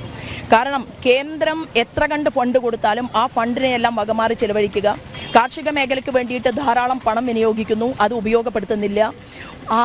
ആയുരാരോഗ്യ മേഖലയ്ക്ക് വേണ്ടിയിട്ട് തീർച്ചയായിട്ടും കൊടുത്തതിൻ്റെ 49.2% തുക വീണ ലാപ്സാക്കി കളഞ്ഞു. ഇവിടെ കഴിഞ്ഞ ദിവസം ആലപ്പുഴയിൽ നിന്ന് ഒരമ്മ വിളിച്ചു. ആലപ്പുഴ മെഡിക്കൽ കോളേജിൽ ക്യാൻസറിന് വേണ്ടിയിട്ട് ഉപയോഗിക്കുന്ന കീമോയ്ക്കുള്ള മരുന്നില്ല. പാവപ്പെട്ട ആളുകൾ കീമോ ചെയ്യാൻ വേണ്ടിയിട്ട് ചെല്ലുമ്പോൾ നിങ്ങൾ പുറത്തുനിന്ന് മരുന്ന് വാങ്ങി കൊണ്ടുവരണമെന്ന് പറയുന്ന മെഡിക്കൽ കോളേജ്, ഇവിടെ തന്നെ ഈ പാലക്കാട് മെഡിക്കൽ കോളേജിൻ്റെ അവസ്ഥ എന്ന് പറഞ്ഞാൽ ദുരിതമാണ്. ഇവിടെ പ്രൈവറ്റ് ഹോസ്പിറ്റലുകൾ കൂണ് പോലെ മുളച്ചു പൊന്തുന്നുണ്ട്. പക്ഷെ പാവങ്ങൾ എന്ത് ചെയ്യണം? അവർക്കൊരു സ്കാനിങ്ങിന് എഴുതി കൊടുത്താൽ, അവർക്കൊരു MRI എഴുതി കൊടുത്താൽ, അവർ മെഡിക്കൽ കോളേജുകളിൽ ചെല്ലുന്ന സമയത്ത് സ്വന്തം ഭർത്താവിനെ അകത്ത് കിടത്തി അല്ലെങ്കിൽ അച്ഛനെ അകത്ത് കിടത്തിയിട്ട് ഈ ബന്ധുക്കൾ വെപ്രാളപ്പെട്ട് ഓടുകയാണ്. കാരണം കയ്യിൽ പൈസയില്ല, ആവശ്യത്തിന് മരുന്നില്ല, ചികിത്സിക്കാൻ ഡോക്ടർമാരില്ല, ആ ഡോക്ടർക്ക് ആനുപാതികമായിട്ട് നേഴ്സില്ല, ഇവിടെ ഒരു മരുന്ന് കമ്പനികൾ കേരളത്തിൽ പ്രവർത്തിക്കുന്നില്ല. ഇതിനെല്ലാം പുറം നാടുകളിലേക്ക് പോയാൽ മതിയോ? ഇത് നമുക്ക് കേരള നിയമസഭയിൽ ചർച്ച ചെയ്യണ്ടേ, ചോദ്യം ചെയ്യണ്ടേ എന്നുള്ളതാണ്. എന്തു ചോദിച്ചാലും തരുന്ന ആരോഗ്യവകുപ്പ് മന്ത്രിയാണ്. എയിംസിന് ഒരു സ്ഥലം ചൂണ്ടിക്കാണിച്ച് കൊടുക്കാൻ പോലും സാധിക്കാതെ, IIT കൊടുത്തിട്ട് IITക്ക് സ്വന്തമായിട്ട് ഒരു സ്ഥലം കൊടുക്കാൻ സാധിക്കാതെ, കേന്ദ്രം ഈ കേരളത്തെ വളരെ പുരോഗതിയിലേക്ക് നയിക്കണം എന്നാഗ്രഹിച്ചുകൊണ്ട് കേരളത്തിൽ എത്ര തവണയാണ് ശ്രീമാൻ നരേന്ദ്രമോദി വന്നത്? ഇന്ത്യൻ പ്രധാനമന്ത്രിയെ കയ്യിൽ കിട്ടിയിട്ട് ആ പ്രധാനമന്ത്രിയോട് കേരളത്തിൻ്റെ വികസനത്തിന് വേണ്ടിയിട്ടുള്ള പദ്ധതികൾ എണ്ണി ചോദിച്ച് വാങ്ങിയെടുക്കേണ്ടതിന് പകരം രണ്ടു കൂട്ടരും മുഖം തിരിഞ്ഞു നിൽക്കുകയാണ്. അങ്ങനെ മുഖം തിരിഞ്ഞു നിൽക്കുന്ന ഈ കേരളത്തിൽ ഒരു മൂന്നാം ബദൽ ഉണ്ടാകണമെന്ന് ജനം ആഗ്രഹിക്കുകയും പാർലമെന്റിൽ അതിൻ്റെ റിസൾട്ട് ഉണ്ടാവുകയും വലിയ ഒരു മൂവ്മെന്റ് BJPക്ക് അനുകൂലമായിട്ട് കഴിഞ്ഞ പാർലമെന്റ് തെരഞ്ഞെടുപ്പിൽ ഉണ്ടാവുകയും ചെയ്തു. അതിൻ്റെ അലയൊലിയാണ് ഈ വരാൻ പോകുന്ന ഈ അസംബ്ലി തെരഞ്ഞെടുപ്പുകളിൽ നമ്മൾ കാണാൻ പോകുന്നത്. വലിയ രീതിയിലുള്ള ആത്മവിശ്വാസത്തോടു കൂടി തന്നെയാണ് ജനങ്ങൾ നിൽക്കുന്നത്. അത് BJPക്ക് മുതൽക്കൂട്ടായിട്ട് മാറും. ഇടത് വലത് മുന്നണികൾ ഈ വിവാദങ്ങൾക്ക് പുറകെ പോകുമ്പോൾ ഇപ്പോൾ മുനമ്പത്തേക്ക് സ്ഥാനാർത്ഥി പോകുന്നു. ഇന്ന് ഉപാധ്യക്ഷയും അതുപോലെ തന്നെ സംസ്ഥാന അധ്യക്ഷൻ്റെയൊക്കെ നേതൃത്വത്തിൽ കാർഷിക വിഷയങ്ങൾ ഏറ്റെടുത്തുകൊണ്ട് ട്രാക്ടർ റാലി നടത്തുന്നു. അപ്പോൾ ജനകീയ വിഷയങ്ങൾ തന്നെയാണ്, വികസനം തന്നെയാണ് ചർച്ചയാവേണ്ടത് എന്നുള്ള ഒരു കൃത്യമായി പറഞ്ഞു വെക്കുക. അല്ല, തീർച്ചയായിട്ടും മുനമ്പത്ത് നടക്കുന്നത് ഈ വഖഫുമായി ബന്ധപ്പെട്ടിട്ടുള്ള വിഷയം എന്ന് പറയുന്നത് ഇവിടുത്തെ മുസ്ലിം, ക്രിസ്ത്യൻ, ഹിന്ദു ചേരിതിരിവിന് വേണ്ടിയിട്ടൊരു വിഷയമല്ല. ഇവിടുത്തെ നല്ലവരായിട്ടുള്ള മുസ്ലിം സഹോദരന്മാർക്കറിയാം, അതായത് അവരുടെ വീട്ടിൽ ജീവിക്കുന്നത് പോലെ 10 സെൻറ്റും 5 സെൻറ്റും പണം കൊടുത്ത് ഭൂമി വാങ്ങിയ ആളുകൾക്ക് അവരുടെ കുട്ടികൾക്ക് വിവാഹം കഴിച്ചു കൊടുക്കാൻ ആവശ്യമായിട്ടുള്ള സംവിധാനം ഒരുക്കാൻ പറ്റുന്നില്ല. ഒരു ലോൺ കിട്ടുന്നില്ല. അവൻ്റെ കുടുംബത്തിരിക്കുന്ന മകൻ ഒരു ഓട്ടോറിക്ഷ ലോൺ എടുക്കണമെങ്കിൽ അത് കിട്ടുന്നില്ല. പെൺകുട്ടിയെ വിവാഹം കഴിച്ചു കൊടുക്കാൻ പറ്റുന്നില്ല. ആ ഭൂമി ഉപയോഗിക്കാൻ പോലും പറ്റുന്നില്ല. എത്ര വർഷമായി? അതുകൊണ്ടാണ് മുനമ്പത്തെ ജനങ്ങൾ അതിരൂക്ഷമായിട്ടുള്ള സമരത്തിലേക്ക് അവർ വന്നത്. ഇപ്പോൾ കഴിഞ്ഞ ദിവസം എനിക്ക് അവിടെ പോകാൻ സാധിച്ചു, അവർക്ക് ഐക്യദാർഢ്യം പ്രഖ്യാപിക്കാൻ സാധിച്ചു. സ്ഥാനാർത്ഥി പോയി. കാരണം ഇവിടെ തെരഞ്ഞെടുപ്പ് എന്നുള്ളത് മാത്രമല്ലല്ലോ സ്ഥാനാർത്ഥിയുടെ മുന്നിലുള്ളത്, BJPയുടെ നേതൃനിരയിലുള്ള ഒരാളാണല്ലോ. അപ്പോൾ തീർച്ചയായിട്ടും മുനമ്പത്തെ വിഷയം എന്ന് പറയുന്നത് കേരളത്തിൽ ആകമാനം ഭാവിയിൽ ഉണ്ടാകാൻ പോകുന്ന വിഷയമാണ്. ഹോം മിനിസ്റ്റർ അമിത്ഷാജി തന്നെ വളരെ വ്യക്തമായിട്ട് പറഞ്ഞിട്ടുണ്ട്, ഒരാളെയും കുടിയൊഴിപ്പിക്കാൻ സാധ്യമല്ല. കാരണം എന്താണ്, ഈ നാട്ടിലെ അവരുടെ വീട്ടിൽ കിടന്നുറങ്ങുന്ന ആളുകൾക്ക് ഭീഷണിയായിക്കൊണ്ട് അങ്ങനെ ഒരു നിയമ ഭേദഗതി കൊണ്ടുവന്നത് കോൺഗ്രസ് ആണ്. അപ്പോൾ കോൺഗ്രസ് ഇന്ത്യയുടെ ഭരണകൂടത്തിൽ ഇരിക്കുന്ന സമയത്ത് അശാസ്ത്രീയമായിട്ട് ഇത്തരത്തിലുള്ള നിയമ ഭേദഗതികൾ കൊണ്ടുവന്നു. ആ നിയമ ഭേദഗതികൾ കൊണ്ടുവന്ന സമയത്ത് അതിനെ ചോദ്യം ചെയ്തുകൊണ്ട് അതിലെ ശാസ്ത്രീയമല്ല എന്ന് പ്രഖ്യാപിച്ചുകൊണ്ട് മറ്റൊരു നിയമ ഭേദഗതിയുമായിട്ടാണ് ശ്രീമാൻ നരേന്ദ്രമോദിയും ഹോം മിനിസ്റ്റർ അമിത്ഷായും ഒക്കെ മുന്നിൽ നിൽക്കുന്നതെങ്കിൽ ആ നിയമ ഭേദഗതി നമ്മൾ വരുത്തും.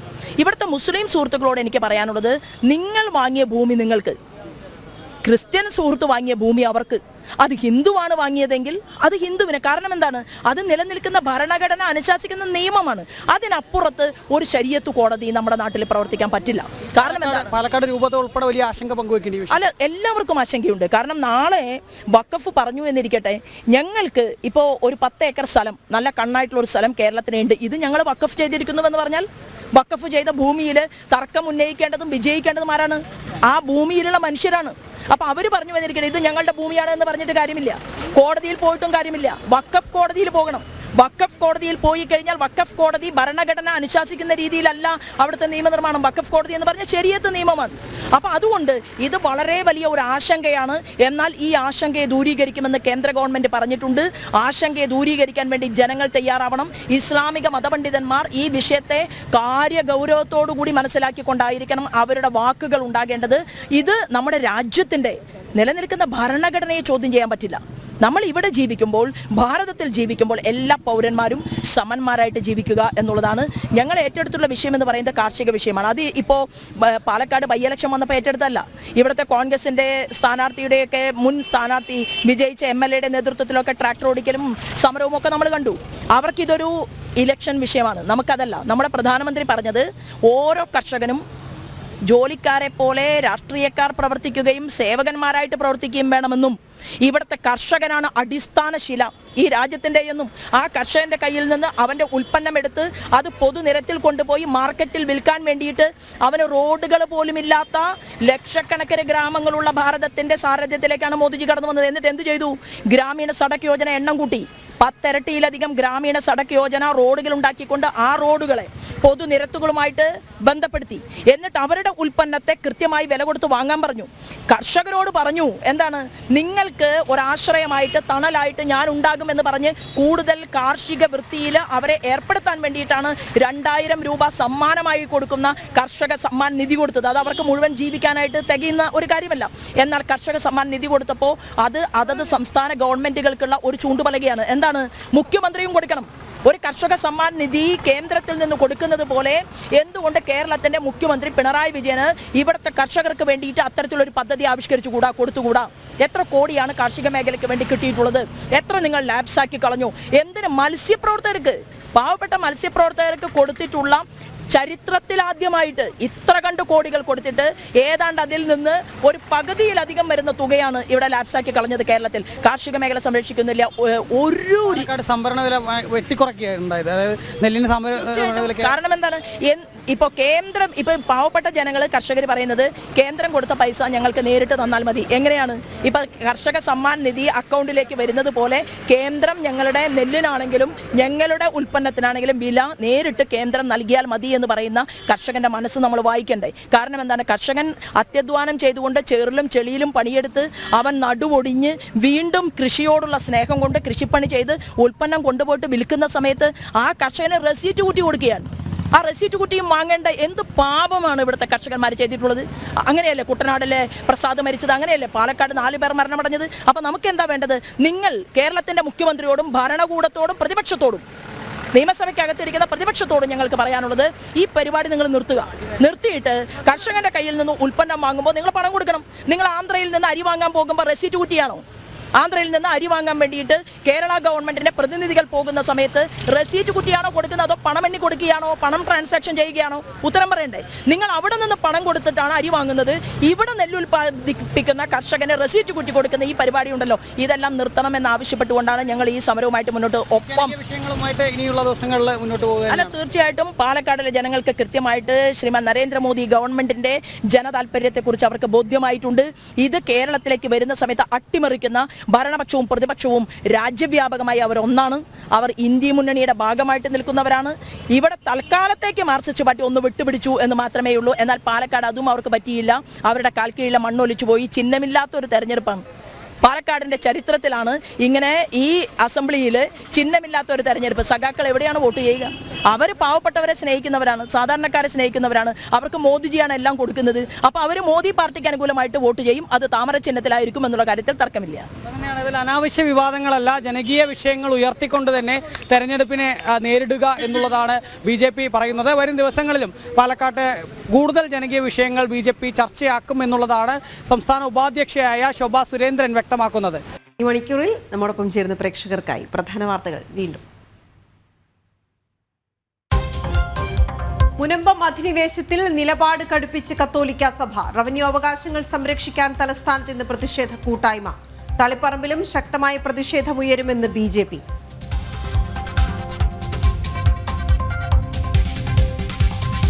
ഗുരുവായൂർ ക്ഷേത്രത്തിലെ ഏകാദശി ഉദയാസ്തമന പൂജ ഉപേക്ഷിക്കാനുള്ള നീക്കത്തിനെതിരെ പ്രതിഷേധം ശക്തമാക്കാൻ ഹൈന്ദവ സംഘടനകൾ. തീരുമാനം മാറ്റിയില്ലെങ്കിൽ പ്രത്യക്ഷ സമരമെന്ന് ഹിന്ദു ഐക്യവേദി.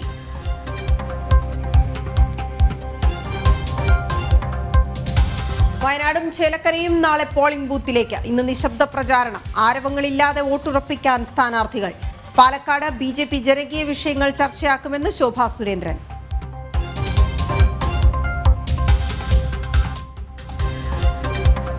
സീപ്ലെയിൻ പദ്ധതിക്കെതിരെ ആലപ്പുഴയിലെ CPM CPI നേതാക്കൾ.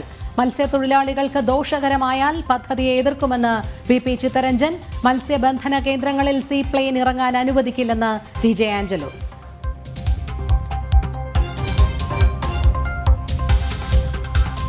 വൈക്കം മഹാദേവ ക്ഷേത്രത്തിൽ അഷ്ടമി ഉത്സവത്തിന് ഇന്ന് കൊടിയേറും. കൊടിയേറ്റ 8 മണിക്ക് ശേഷം.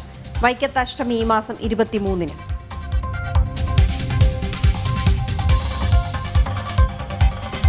മണ്ഡലകാലം അടുത്തിട്ടും തീർത്ഥാടനത്തിന് ഒരുക്കങ്ങളാകാതെ ആറന്മുള പാർത്ഥസാരഥി ക്ഷേത്രം. ക്ഷേത്രക്കടവിൽ ക്രമീകരണങ്ങൾ ഒരുക്കിയിട്ടില്ല. ശബരിമല ഇടത്താവളമായ ക്ഷേത്രത്തിൽ ശുചിമുറികളും അപര്യാപ്തം.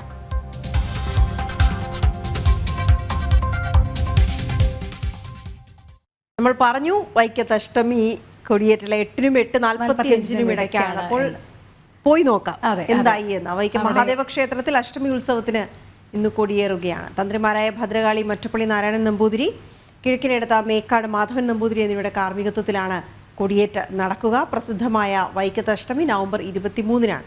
കൊടിയേറ്റിന് ശേഷം ദേവസ്വം കമ്മീഷണർ CV പ്രകാശ് കൊടിക്കീഴിലും സിനിമാ താരം ഹരിശ്രീ അശോകൻ കലാമണ്ഡപത്തിലും ദീപം തെളിയിക്കും.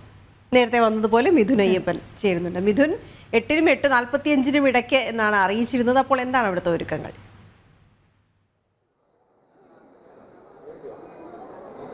തീർച്ചയായിട്ടും അതിൻ്റെ അല്പസമയത്തിനകം തന്നെ കൊടിയേറ്റുമായി ബന്ധപ്പെട്ടുള്ള ചടങ്ങുകൾ ആരംഭിക്കും. അതിനു വേണ്ടിയിട്ടുള്ള എല്ലാ സജ്ജീകരണങ്ങളും പൂർത്തിയായിട്ടുണ്ട്. കൊടിമര എല്ലാം നേരത്തെ തന്നെ നമ്മൾ തത്സമയമെത്തുമ്പോൾ സജ്ജമായിരുന്നു. ഇപ്പോൾ ഈ കൊടിമരത്തിന് ചുറ്റുമുള്ള ആളുകളെയെല്ലാം തന്നെ ക്രമീകരിച്ചിട്ടുണ്ട്. ഒപ്പം ഇതിന് വേണ്ടിയിട്ടുള്ള ആചാരപരമായിട്ടുള്ള ചടങ്ങുകൾ പൂർത്തിയാക്കുന്നതിന് വേണ്ടിയിട്ടുള്ള ഒരുക്കങ്ങളെല്ലാം തന്നെ സജ്ജമായി കഴിഞ്ഞു. കൊടിമരത്തിന് കീഴെ നേരത്തെ ദീപാലങ്കൃതമാക്കുന്നതിന് വേണ്ടിയിട്ടുള്ള ചടങ്ങുകളെല്ലാം തന്നെ നടത്തിയിരുന്നു. ഇപ്പോൾ അതും അതിൻ്റെ പൂർണ്ണമായിട്ടുള്ള അവസ്ഥയിലാണ് എന്ന് തന്നെ പറയാം. നമുക്കറിയാം, കേരളത്തിലെ ഏറ്റവും പ്രസിദ്ധമായിട്ടുള്ള ക്ഷേത്രമാണ് 108 ശിവാലയങ്ങളിൽ ഏറ്റവും പ്രസിദ്ധമായിട്ടുള്ള ക്ഷേത്രങ്ങളിലൊന്നായിട്ടുള്ള വൈക്കം ക്ഷേത്രം. ഈ വൈക്കം ക്ഷേത്രത്തിൽ അഷ്ടമി മഹോത്സവം എന്ന് പറയുന്നതും വളരെ പ്രസിദ്ധമായി തന്നെ കരുതുന്നു. ഭഗവാൻ ശിവനും പാർവതി ദേവിയും വ്യാഘ്രപാദ മഹർഷിക്ക് അനുഗ്രഹം നൽകിയ ദിവസമാണ് എന്നാണ് ഇതിനെ വിശേഷിപ്പിക്കുന്നത്. അതുകൊണ്ട് തന്നെ ഏറ്റവും പ്രധാനപ്പെട്ട ദിവസമായി ഇതിനെ കരുതുന്നു. ഇപ്പോൾ അതിൻ്റെ ചടങ്ങുകൾ ആരംഭിക്കുന്നതിന് വേണ്ടി വേണ്ടിയിട്ടുള്ള തയ്യാറെടുപ്പുകൾ പൂർത്തിയായി കഴിഞ്ഞു. പോലീസ് ഉദ്യോഗസ്ഥരും ഇവിടെ ഉണ്ട് എന്നുള്ളതാണ്. ചരിത്രപരമായി പ്രാധാന്യമുണ്ട്. പോലീസിൻ്റെ കൂടി ഒരു ആദരവ് വൈക്കത്തപ്പന് നൽകുന്ന ചടങ്ങുണ്ട്. ഇപ്പോൾ ക്ഷേത്രം തന്ത്രിമാർ അതുപോലെ തന്നെ ആചാര്യന്മാരെല്ലാം ഈ കൊടിമര കീഴിലേക്ക് നടന്നു വരുന്ന ദൃശ്യങ്ങളാണ് ഇപ്പോൾ പ്രേക്ഷകർ കണ്ടുകൊണ്ടിരിക്കുന്നത്. കൊടിമരത്തിൽ സ്ഥാപിക്കുന്നതിന് വേണ്ടിയിട്ടുള്ള ധ്വജവുമായാണ് കൊടിയുമായാണ് ഇപ്പോൾ അവിടെ ആചാര്യന്മാർ എത്തുന്നത്. അവർ ഈ കൊടിമരത്തിന് കീഴിലെത്തുകയും അതുമായി ബന്ധപ്പെട്ടുള്ള പൂജകളുമെല്ലാം നടത്തിയതിനു ശേഷം 8:45 കൊടിയേറ്റം നടക്കണമെന്നാണ് മുഹൂർത്തം. അപ്പോൾ അതിനു വേണ്ടിയിട്ടുള്ള ചടങ്ങുകളാണ് ഇപ്പോൾ പുരോഗമിച്ചുകൊണ്ടിരിക്കുന്നത്. പ്രേക്ഷകർ കാണുന്നത് അതുതന്നെയാണ്. ക്ഷേത്രത്തിനകത്തു നിന്ന് തന്ത്രി മുഖ്യന്മാർ ഇപ്പോൾ വൈക്കം മഹാദേവ ക്ഷേത്രത്തിനകത്തു നിന്ന് ഇപ്പോൾ കൊടിയേറ്റത്തിന് വേണ്ടിയിട്ടുള്ള കൊടിയുമായി കൊടിമര പരിസരത്തേക്ക് എത്തുന്ന ദൃശ്യമാണ് പ്രേക്ഷകർ കണ്ടുകൊണ്ടിരിക്കുന്നത്. തന്ത്രിമാരായിട്ടുള്ള ഭദ്രകാളി മറ്റപ്പള്ളി നാരായണ നമ്പൂതിരിയും കിഴക്കിനേടത്ത് മേക്കാട് മാധവൻ നമ്പൂതിരിയുടെയും കാർമ്മികത്വത്തിലാണ് ഇപ്പോൾ കൊടിയേറ്റ് ചടങ്ങുകൾ നടക്കുക. കൊടിയേറ്റ് ചടങ്ങുകൾക്ക് വേണ്ടിയിട്ടുള്ള അതിൻ്റെ പ്രാരംഭ ചടങ്ങുകളാണ് ഇപ്പോൾ പുരോഗമിച്ചു കൊണ്ടിരിക്കുന്നത്. ദീപങ്ങളും വാദ്യങ്ങളുമായി ക്ഷേത്രത്തിനകത്ത് നിന്ന് കൊടിയുമായി തന്ത്രിമാർ അതുപോലെ തന്നെ മറ്റാചാര്യന്മാർ ഇപ്പോൾ കൊടിമരത്തിന് സമീപം എത്തിക്കഴിഞ്ഞു. അതിൻ്റെ ഇനി കൊടി സ്ഥാപിക്കുന്നതും മറ്റ് കൊടിമരത്തിന് ചുവട്ടിലുമുള്ള ആചാരപരമായിട്ടുള്ള ചടങ്ങുകൾ പൂർത്തിയാക്കേണ്ടതുണ്ട്. നേരത്തെ പറഞ്ഞതുപോലെ തന്നെ 8:45 കൊടിയേറ്റ് നടക്കുമെന്നാണ് നിശ്ചയിച്ചിരിക്കുന്നത്. ഒപ്പം തന്നെ നമുക്കറിയാം 12 ദിവസം നീണ്ടു നിൽക്കുന്ന വിശേഷപ്പെട്ട ഉത്സവമാണ് വൈക്കം മഹാദേവ ക്ഷേത്രത്തിലെ അഷ്ടമി മഹോത്സവം എന്ന് പറയുന്നത്. വൃശ്ചിക മാസത്തിലെ കൃഷ്ണപക്ഷത്തിൽ നടക്കുന്ന ഈ ഉത്സവത്തിന് വേണ്ടി കാത്തിരിക്കുന്ന ആബാലവൃദ്ധം ജനങ്ങളുണ്ട്. കാരണം ഇതിൻ്റെ ചരിത്രപരവും ഐതിഹ്യപരവുമായിട്ടുള്ള സവിശേഷതകൾ കൊണ്ട് ഈ 12 ദിവസവും ഈ ഭഗവാനെ ദർശിച്ച് അല്ലെങ്കിൽ ഈ 12 ദിവസത്തിൽ ഒരിക്കലെങ്കിലും ഭഗവാനെ ദർശിച്ച് സായുജ്യമടയുക എന്ന് പറയുന്നത് ഭക്തജനങ്ങളെ സംബന്ധിച്ചിടത്തോളം ഏറ്റവും പുണ്യവും പരിപാവനവും അനുഗ്രഹത്തിന് പാത്രമാകുന്ന ഒരു പ്രവൃത്തിയായി കാണുന്നു. അതുകൊണ്ട് തന്നെ ഈ ചടങ്ങുകളുടെ ഭാഗമാവുക, ഈ അഷ്ടമി ദിവസങ്ങളിൽ ഭഗവാനെ തൊഴുത് അനുഗ്രഹം നേടുക എന്ന് പറയുന്നതെല്ലാം ഏറ്റവും പ്രധാനപ്പെട്ടതാണ്. വൈക്കത്തപ്പൻ്റെ ഭക്തരെ സംബന്ധിച്ചിടത്തോളം ലോകമെമ്പാടുമുള്ള വൈക്കത്തപ്പൻ്റെ ഭക്തർ ഈ ദിവസങ്ങളിൽ ക്ഷേത്രത്തിലേക്ക് എത്തിച്ചേരുകയും ഉത്സവങ്ങളുടെയും ചടങ്ങിൻ്റെയും ഭാഗമാവുകയും ചെയ്യും എന്നുള്ള കാര്യത്തിൽ തീർച്ചയാണ്. ഓരോ വർഷവും അതിൻ്റെ ഈ വൈക്കം ക്ഷേത്രത്തിലേക്ക് എത്തിച്ചേരുന്ന ഭക്തരുടെ എണ്ണം ഈ അഷ്ടമി ദിവസങ്ങളിൽ വളരെ കൂടുതലാണ് ഉണ്ടാവാറ്. വർദ്ധിച്ചു വരികയാണ് ചെയ്യാറ്.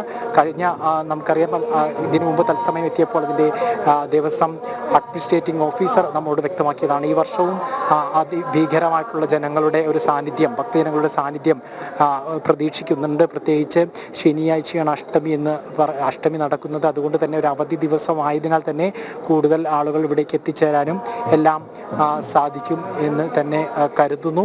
ഏതായാലും ഏറ്റവും പ്രധാനപ്പെട്ട ചടങ്ങുകൾ ഉള്ള ഒരു 12 ദിവസങ്ങളാണ് കടന്നു പോകുന്നത്. ഏറ്റവും പ്രധാനപ്പെട്ട ഉദയനാപുരത്തെ എഴുന്നള്ളിപ്പും എല്ലാം ഏറ്റവും അതുപോലെ തന്നെ ഒരു മടക്കയാത്രയുമെല്ലാം ഹൃദയസ്പർശിയായിട്ടുള്ള ഒരു രംഗങ്ങളാണ്.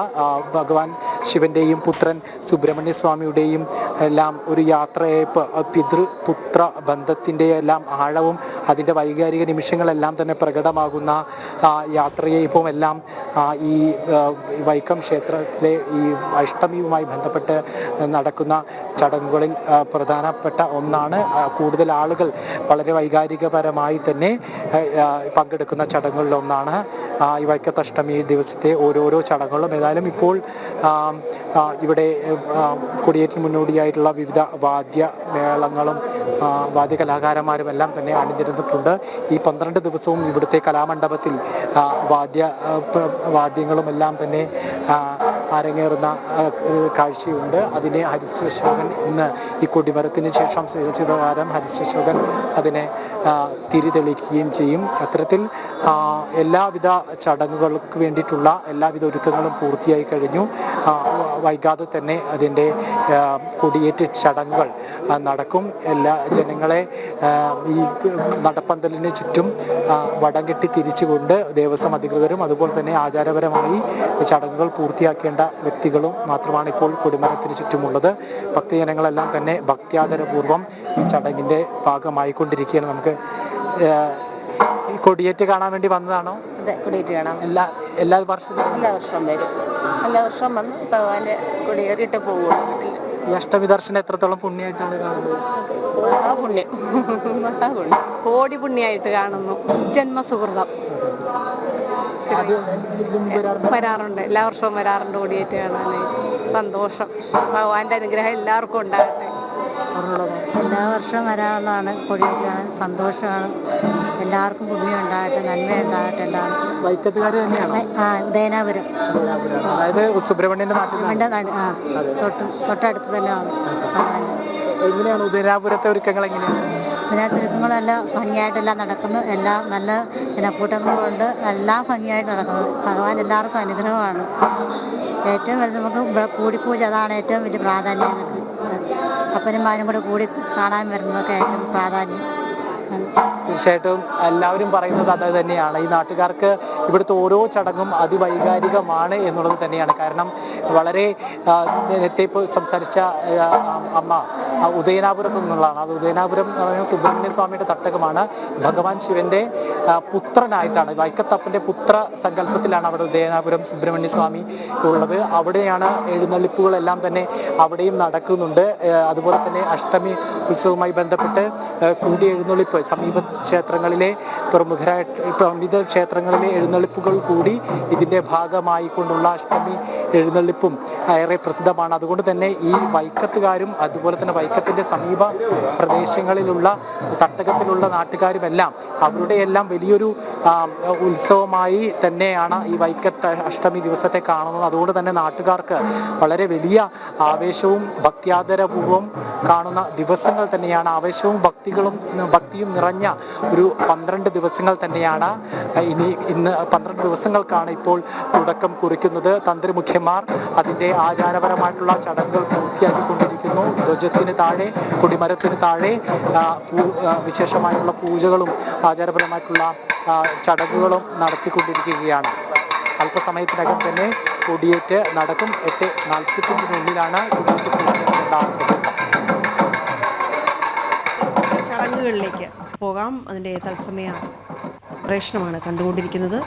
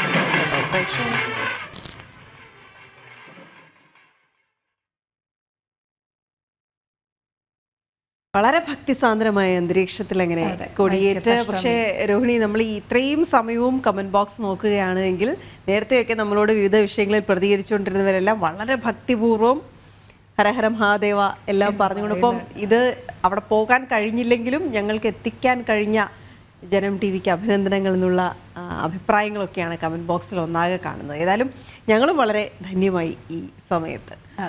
നമുക്ക് ഇനി മറ്റു വാർത്തകളിലേക്ക് കൂടി വളരെ പെട്ടെന്ന് പോകേണ്ടതുണ്ട്. നമുക്ക് വളരെ കുറച്ച് സമയം മാത്രമാണ് പുത്തൻപുള്ളി അവശേഷിക്കുന്നത്. അപ്പോൾ അടുത്തത് രാജ്യാന്തരം. അതെ, US ദേശീയ സുരക്ഷാ ഉപദേഷ്ടാവായി മൈക്ക് വാൾസിനെ നിയമിക്കാൻ ഡൊണാൾഡ് ട്രംപ്.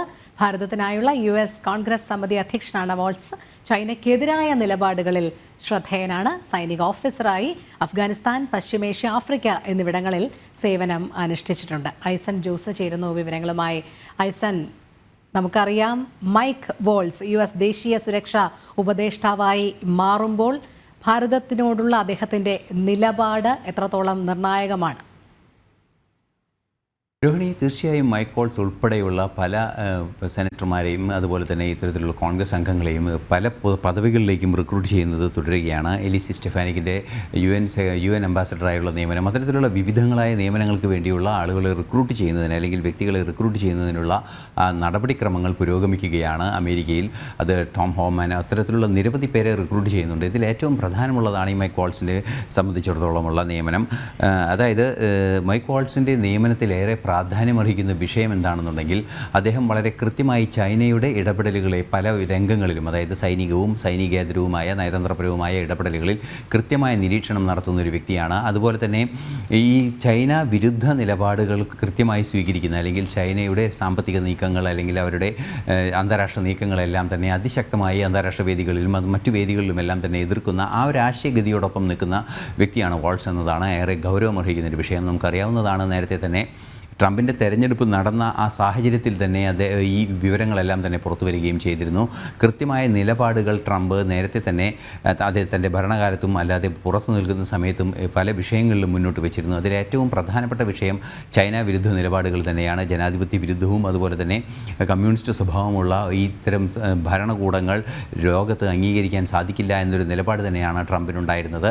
അതുകൊണ്ട് തന്നെ ആ രാജ്യവുമായുള്ള ബന്ധത്തിലും ചില അകൽച്ചകൾ സ്വാഭാവികമായും ഉണ്ടാകാനുള്ള സാഹചര്യമുണ്ട്. അതുപോലെ തന്നെ റഷ്യയുടെ കാര്യമാണെങ്കിൽ റഷ്യയുമായി മികച്ച സൗഹൃദം പുലർത്താനുള്ളൊരു സാധ്യതയും നിലനിൽക്കുന്നുവെന്ന് നേരത്തെ തന്നെ ചൂണ്ടിക്കാണിക്കപ്പെട്ടിരുന്നു. ഈ ഒരു പശ്ചാത്തലത്തിൽ കൂടിയാണ് യുക്രൈൻ ഉൾപ്പെടെയുള്ള വിഷയങ്ങൾ ചർച്ച ചെയ്യുമ്പോൾ വളരെ പോസിറ്റീവായൊരു നീക്കം ട്രംപിൻ്റെ ഭാഗത്തു നിന്ന്, അല്ലെങ്കിൽ ഉണ്ടാകുന്ന നീക്കങ്ങളെല്ലാം പോസിറ്റീവായിരിക്കുമെന്നൊരു നിരീക്ഷണമെല്ലാം തന്നെ പുറത്തു വന്നത്. ഈ ഒരു പശ്ചാത്തലത്തിൽ കൂടിയാണ് ഇദ്ദേഹത്തിൻ്റെ നിയമനം ഏറെ പ്രസക്തമാകുന്നത് എന്നാണ് ഏറെ ഗൗരവമർഹിക്കുന്നൊരു വിഷയം. നമുക്കറിയാവുന്നതാണ്, ചൈന വിരുദ്ധ നിലപാടുകൾ സ്വീകരിക്കുന്ന ഒരാൾ എന്ന് പറയുമ്പോൾ, ഒരു വ്യക്തി എന്ന് പറയുമ്പോൾ സ്വാഭാവികമായത് ഇന്ത്യ അനുകൂല നിലപാടുകളിലേക്ക് തന്നെയാണ് എത്തിപ്പെടുന്നത്. സ്വാഭാവികമായും അത്തരത്തിലുള്ള നിലപാടുകളെല്ലാം തന്നെ പ്രോത്സാഹിപ്പിക്കുന്ന ഒരു സാഹചര്യം കൂടി ഉണ്ടാകുമ്പോൾ ഭാരതത്തിന് അനുകൂലമായൊരു നിലപാടിലേക്ക് ട്രംപ് നീങ്ങുന്നു എന്ന് തന്നെയാണ് മനസ്സിലാക്കാൻ സാധിക്കുന്നത്. അതുപോലെ തന്നെ എലിസി സ്റ്റെഫാനിക്കിനെ UN അംബാസഡറായി നിയമിച്ചിരുന്നു. UN-ലെ അമേരിക്കയുടെ അംബാസഡറായി നിയമിച്ചിരുന്നു. നേരത്തെ ഉണ്ടായിരുന്ന പ്രൊഫഷണൽ അംബാസഡർ, അതായത് ഒരു ഡിപ്ലോമാറ്റിനെ മാറ്റിക്കൊണ്ടാണ് എലിസിയെ നിയമിക്കുന്നത് എന്നാണ് അറിയാൻ സാധിക്കുന്നത്. അതുകൊണ്ട് അതും നൽകുന്നൊരു സന്ദേശം വളരെ വ്യക്തമാണ്. ഇസ്രായേൽ അനുകൂല നിലപാട് സ്വീകരിക്കുന്ന അവർ ഹമാസിനെതിരെ അല്ലെങ്കിൽ ഇത്തരത്തിലുള്ള മിലീഷ്യകൾക്കെതിരെ ശക്തമായ നിലപാട് സ്വീകരിക്കണമെന്നൊരാവശ്യം മുന്നോട്ട് വയ്ക്കുന്ന വ്യക്തി കൂടിയാണ്.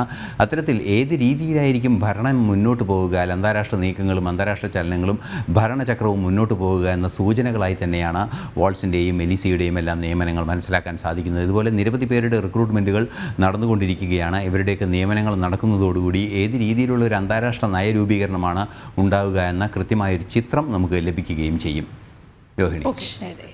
US ദേശീയ സുരക്ഷാ ഉപദേഷ്ടാവായി മൈക്ക് വാൾസിനെ നിയമിക്കാൻ ഡൊണാൾഡ് ട്രംപ്. ഭാരതത്തിനായുള്ള US കോൺഗ്രസ് സമിതി അധ്യക്ഷനാണ് വാൾസ്. ചൈനയ്ക്ക് എതിരായ നിലപാടുകളിൽ ശ്രദ്ധേയനാണ്. നമുക്ക് ഇനി മറ്റൊരു വിഷയത്തിലേക്ക് പോകേണ്ടത്. ദിസ്റ്റ ചേരുന്നുണ്ട് കോഴിക്കോട് നിന്ന്. അതായത് കോഴിക്കോട് ഫറൂഖ് നഗരസഭാ കൗൺസിൽ യോഗത്തിൽ കയ്യാങ്കളി. RJD വിട്ട് മുസ്ലിം ലീഗിൽ ചേർന്ന കൗൺസിലറെ ചെരുപ്പുമാല അണിയിക്കാൻ ശ്രമിച്ചതാണ് കാരണം. ഇന്നലെ നടന്ന യോഗത്തിലാണ് LDF UDF കൗൺസിലർമാർ ഏറ്റുമുട്ടിയത്. പാർട്ടി മാറിയ കൗൺസിലർ സനൂപിയുടെ വീടിന് നേരെ കഴിഞ്ഞ ദിവസം ആക്രമണം നടന്നിരുന്നു. കയ്യാങ്കളിയുടെ ദൃശ്യങ്ങൾ ഇപ്പോൾ പുറത്തു വന്നിട്ടുണ്ട്.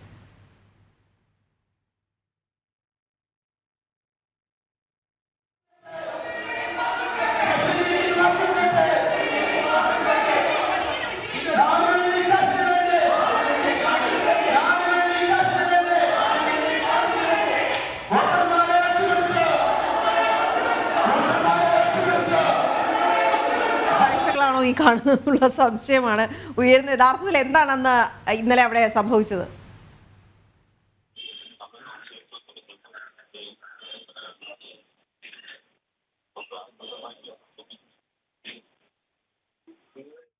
ദിസ്ന, കേൾക്കാൻ കഴിയുന്നുണ്ടോ? ഇന്നലെ സംഭവിച്ചത് എന്താണ്? അവിടെ ഈ ദൃശ്യങ്ങൾ ഇന്നിപ്പോൾ പുറത്തു വരുമ്പോഴാണ് അതിന്റെ രൂക്ഷത മനസ്സിലാവുന്നത്. ഫറൂഖ് നഗരസഭാ കൗൺസിൽ യോഗത്തിലാണ് ഇത്തരത്തിലുള്ള ഒരു കയ്യാങ്കളി നടന്നത്. ഇതിന്റെ ദൃശ്യങ്ങളാണ് ഇപ്പോൾ നമ്മൾ സമൂഹ മാധ്യമങ്ങളിലൂടെ കണ്ടിരിക്കുന്നത്. ഇതിൽ പ്രധാനമായും RJD വിട്ട് മുസ്ലിം ലീഗിൽ ചേർന്ന കൗൺസിലർ ആദ്യമായാണ് ഈ സനൂബിയ കൗൺസിൽ യോഗത്തിൽ പങ്കെടുക്കാൻ വന്നത്. ഈ പങ്കെടുക്കാൻ വന്നപ്പോഴാണ് ഇത്തരത്തിൽ LDF നേതാക്കളുടെ ഭാഗത്ത് നിന്ന് ഇത്തരത്തിലൊരു ആക്രമണം ഉണ്ടായത് എന്നാണ് നിലവിൽ നമുക്ക് അറിയാൻ സാധിച്ചിരിക്കുന്നത്. ഈ കൗൺസിലറെ ചെരുപ്പുമാല അണിയിക്കാൻ ശ്രമിച്ചതാണ് ഇത്തരത്തിലൊരു സംഘർഷത്തിലേക്ക് നയിക്കുവാനുണ്ടായ പ്രധാന കാരണം. ഇന്നലെ നടന്ന യോഗത്തിൽ LDF UDF കൗൺസിലർമാർ തമ്മിൽ ഏറ്റുമുട്ടിയത്. കഴിഞ്ഞ ദിവസമാണ് ഈ സനൂബിയ LDF വിട്ട് UDFിലേക്ക് പോയത് എന്നാണ് നമുക്കറിയാൻ സാധിച്ചത്. ഈ സംഭവത്തില് ഇവരുടെ വീടിന് നേരെ ഇത്തരത്തിൽ ഈ LDFന്റെ ആളുകളുടെ നേതൃത്വത്തിൽ ഒരു ആക്രമണമൊക്കെ ഉണ്ടായിരുന്നു. വീടിന്റെ ജനൽ ചില്ലുകളൊക്കെ തന്നെയും തല്ലി തകർത്തിരുന്ന ഒരു സംഭവമൊക്കെ ഉണ്ടായിരുന്നു. ഈ സംഭവത്തിലൊക്കെ തന്നെയും അവർ പരാതി നൽകിയിരുന്നു. കൂടാതെ തന്നെ അവർക്ക് വധഭീഷണി ഉണ്ട് എന്നൊരു കാര്യവും അവർ പോലീസിൽ പരാതിയായി നൽകിയിരുന്നു. ഇതിന്റെ തുടർച്ചയായാണ് ഇത്തരത്തിൽ കൗൺസിൽ യോഗത്തിൽ പങ്കെടുക്കുവാൻ എത്തിയപ്പോൾ ഇത്തരത്തിൽ ചെരുപ്പുമാല അണിയിക്കുവാനുള്ള ഒരു ശ്രമം നടക്കുകയും അതിന്റെ ഭാഗമായി ഒരു തമ്മിൽ തല്ല് ഉണ്ടാവുകയും ചെയ്തത് എന്നാണ് നമുക്ക് നിലവിൽ അറിയാൻ സാധിച്ചിട്ടുള്ളത്. അവരുമായി നമ്മൾ സംസാരിച്ചിരുന്നു. കൂടുതൽ ചർച്ചകൾ കഴിഞ്ഞതിന് ശേഷമായിരിക്കും ഈ സംഭവവുമായി ബന്ധപ്പെട്ട് അവർ പോലീസിൽ പരാതി നൽകുക എന്നൊരു വിവരമാണ് നിലവിൽ നമുക്ക് അറിയാൻ കഴിഞ്ഞിട്ടുള്ളത്. ഓക്കെ, ശരി ദിസ്ന. ഭാരതത്തിലെ ഏറ്റവും ഉയരമുള്ള ധന്വന്തരി പ്രതിമ തൃശ്ശൂരിൽ അനാച്ഛാദനം ചെയ്തു. 24 അടി ഉയരമുള്ള പ്രതിമ നെല്ലുവായി ധന്വന്തരി ആയുർവേദ ഭവൻ ആശുപത്രിയിലാണ് സ്ഥാപിച്ചത്. ബിജു എളവള്ളിയാണ് പ്രതിമയുടെ ശില്പി.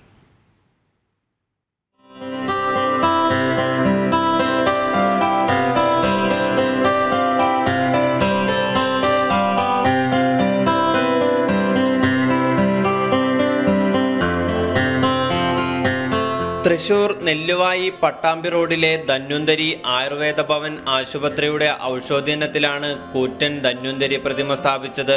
രാജ്യത്തെ തന്നെ ഏറ്റവും ഉയരമുള്ള ധന്വന്തരി പ്രതിമ കൂടിയാണിത്. 24 അടി ഉയരമുള്ള പ്രതിമയുടെ ശില്പി ബിജു എളവള്ളിയാണ്.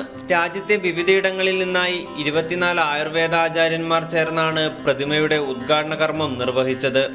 അഭിഷേകത്തിനായി ഗംഗ, യമുന, ബ്രഹ്മപുത്ര, ഗോദാവരി, നർമ്മദ, സിന്ധു തുടങ്ങിയ 24 നദികളിലെ പുണ്യനദികളിൽ നിന്നുള്ള ജലം അഭിഷേകത്തിനായി എത്തിച്ചിരുന്നു. ആയുർവേദത്തിലും സാംഖ്യശാസ്ത്രത്തിലും പ്രതിപാദിക്കുന്ന പ്രപഞ്ചത്തിന്റെ 24 തത്വങ്ങളെയും ശരീരത്തിനാധാരമായ 24 തത്വങ്ങളെയും പ്രതിനിധാനം ചെയ്താണ് പ്രതിമയ്ക്ക് 24 അടി ഉയരം നൽകിയിരിക്കുന്നത്. പ്രതിമയ്ക്ക് മുൻപിലായി അതത് സംസ്ഥാനങ്ങളിൽ നിന്നുള്ള മണ്ണുപയോഗിച്ച് ഇന്ത്യയുടെ ഭൂപടവും തയ്യാറാക്കിയിട്ടുണ്ട്. ഉദ്ഘാടനത്തോടനുബന്ധിച്ച് ഗുരുശിഷ്യ സംഗമവും നടന്നു. ജനം, തൃശൂർ. വളരെ പെട്ടെന്ന് റിപ്പോർട്ടിലേക്ക് കൂടി. സസ്പെൻഷനിലായ IAS ഉദ്യോഗസ്ഥർക്കെതിരായ ഉത്തരവിൽ ഗുരുതരമായ ആരോപണങ്ങൾ. N പ്രശാന്ത് സർവീസിൽ ഭിന്നിപ്പുണ്ടാക്കാൻ ശ്രമിച്ചു. പ്രശാന്തിന്റെ പരാമർശങ്ങൾ ഭരണ സംവിധാനത്തിന്റെ മുഖച്ഛായ തകർത്തു എന്നും വിമർശനം. ടിൻഡു ദാസ് വിവരങ്ങളുമായി ചേരുന്നുണ്ട്. ടിൻഡു, എന്താണ് റിപ്പോർട്ടിൽ പറയുന്നത്?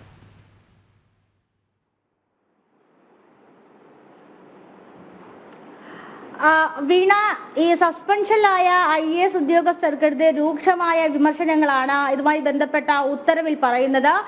N പ്രശാന്തിനെതിരെയാണ് രൂക്ഷമായിട്ടുള്ള വിമർശനങ്ങളുള്ളത്. ഈ പ്രശാന്തിന്റെ ഇത്തരം പരാമർശങ്ങൾ ഈ പിന്നെ സർവീസിന്റെ അല്ലെങ്കിൽ സേനയുടെ തന്നെ സർവീസിനെ തന്നെ പ്രതിച്ഛായയെ കാര്യമായി ബാധിച്ചിട്ടുണ്ട്. സർക്കാരിന്റെ പ്രതിച്ഛായയെ കാര്യമായി ബാധിച്ചിട്ടുണ്ട്. ഒരു പക്ഷേ ഉന്നത ഉദ്യോഗസ്ഥരിൽ പരാതി കൊടുക്കേണ്ട വിഷയം പൊതു ഇടങ്ങളിൽ ചർച്ച ചെയ്യും അത് സർക്കാരിനെയാണ് പ്രതികൂലമായി ബാധിക്കുന്നത്. സർക്കാരിന്റെ മുഖത്തെ അത് ക്ഷീണം വരുത്തിയിട്ടുണ്ട് തുടങ്ങിയ പരാമർശങ്ങൾ ഉത്തരവിൽ പറയുന്നു എന്നാണ് നമുക്ക് മനസ്സിലാക്കാൻ സാധിക്കുന്നത്. കഴിഞ്ഞ ഒരാഴ്ചയ്ക്കുള്ളിലെ സംഭവ വികാസങ്ങൾ എടുക്കുമ്പോൾ കൃഷി വകുപ്പിലെ അഡീഷണൽ പ്രൈവറ്റ് സെക്രട്ടറി കൂടിയായിട്ടുള്ള N പ്രശാന്തിനെതിരെ ഗുരുതരമായിട്ടുള്ള ആരോപണങ്ങളായിരുന്നു വന്നത്. അതിനുശേഷമാണ് N പ്രശാന്ത് തന്റെ ഉന്നത ഉദ്യോഗസ്ഥർക്കെതിരെയുള്ള ആരോപണങ്ങളുമായി രംഗത്ത് വരുന്നത്. ധനവകുപ്പിലെ തന്നെ അഡീഷണൽ സെക്രട്ടറി ആയിട്ടുള്ള ജയതിലകിനെതിരെ അതിരൂക്ഷമായിട്ട് തന്നെ സമൂഹ മാധ്യമങ്ങളിൽ സംസാരിക്കുന്ന ഒരു ഘട്ടമുണ്ടായിരുന്നു. ജയതിലക് അടുത്ത ചീഫ് സെക്രട്ടറി ആകാനായിട്ട് പരിശീലനം കൊള്ളുന്ന ആളാണ്. അദ്ദേഹം ചെയ്ത കാര്യങ്ങൾ ഒരുപക്ഷെ ഒരു വിവരാവകാശ രേഖയിൽ ഒരു പൊതുജനങ്ങൾക്ക് ലഭിക്കുന്ന രീതിയിൽ പരസ്യമായിട്ട് പറയാൻ തയ്യാറാണെന്നും അദ്ദേഹം പരസ്യമായി തന്നെ നവമാധ്യമങ്ങളിൽ കുറിച്ചിരുന്നു. അതിന് പിന്നാലെ മുൻ ഫിഷറീസ് വകുപ്പ് മന്ത്രി കൂടിയായിട്ടുള്ള അജയ് മേഴ്സിക്കുട്ടിയമ്മ പ്രശാന്തിനെതിരെ ആരോപണങ്ങളുമായി വരുന്നു. മുൻ ധനവകുപ്പ് മന്ത്രിയുടെ അഡീഷണൽ പ്രൈവറ്റ് സെക്രട്ടറി ആയിട്ടുള്ള മുകുന്ദകുമാർ ഒക്കെ ഇങ്ങനെ ഇത്തരത്തിൽ പ്രശാന്തിനെതിരെയും ആരോപണങ്ങൾ ഒട്ടേക്കുന്നത് വലിയ രീതിയിലുള്ള IS അടിയാണ് ഒരുപക്ഷെ കഴിഞ്ഞ ഒരാഴ്ചക്കുള്ളിൽ സംസ്ഥാനത്ത് നടന്നത്. അതിലാണ് ഇപ്പോൾ അവസാനമായിട്ട് 2 IS ഉദ്യോഗസ്ഥർക്കെതിരെ സസ്പെൻഷൻ എന്നൊരു നിലപാടിലേക്ക് സംസ്ഥാന സർക്കാർ കടക്കുന്നത്. അതെ, അങ്ങനെ കടക്കുമ്പോൾ ആ റിപ്പോർട്ടിൽ തന്നെ ഗുരുതരമായ ചില പരാമർശങ്ങളുണ്ട് എന്നുള്ളതാണ് ശ്രദ്ധേയം. ടിന്റുവാണ് വിവരങ്ങൾ നൽകിക്കൊണ്ടിരുന്നത്. പുത്തൻപുള്ളിയുടെ സമയം ഇവിടെ പൂർണ്ണമാവുകയാണ്. പക്ഷേ ജനം TVയെ സംബന്ധിച്ച് വളരെ പ്രധാനപ്പെട്ട മണിക്കൂറുകളിലേക്കാണ് ഇനി കടക്കുന്നത്.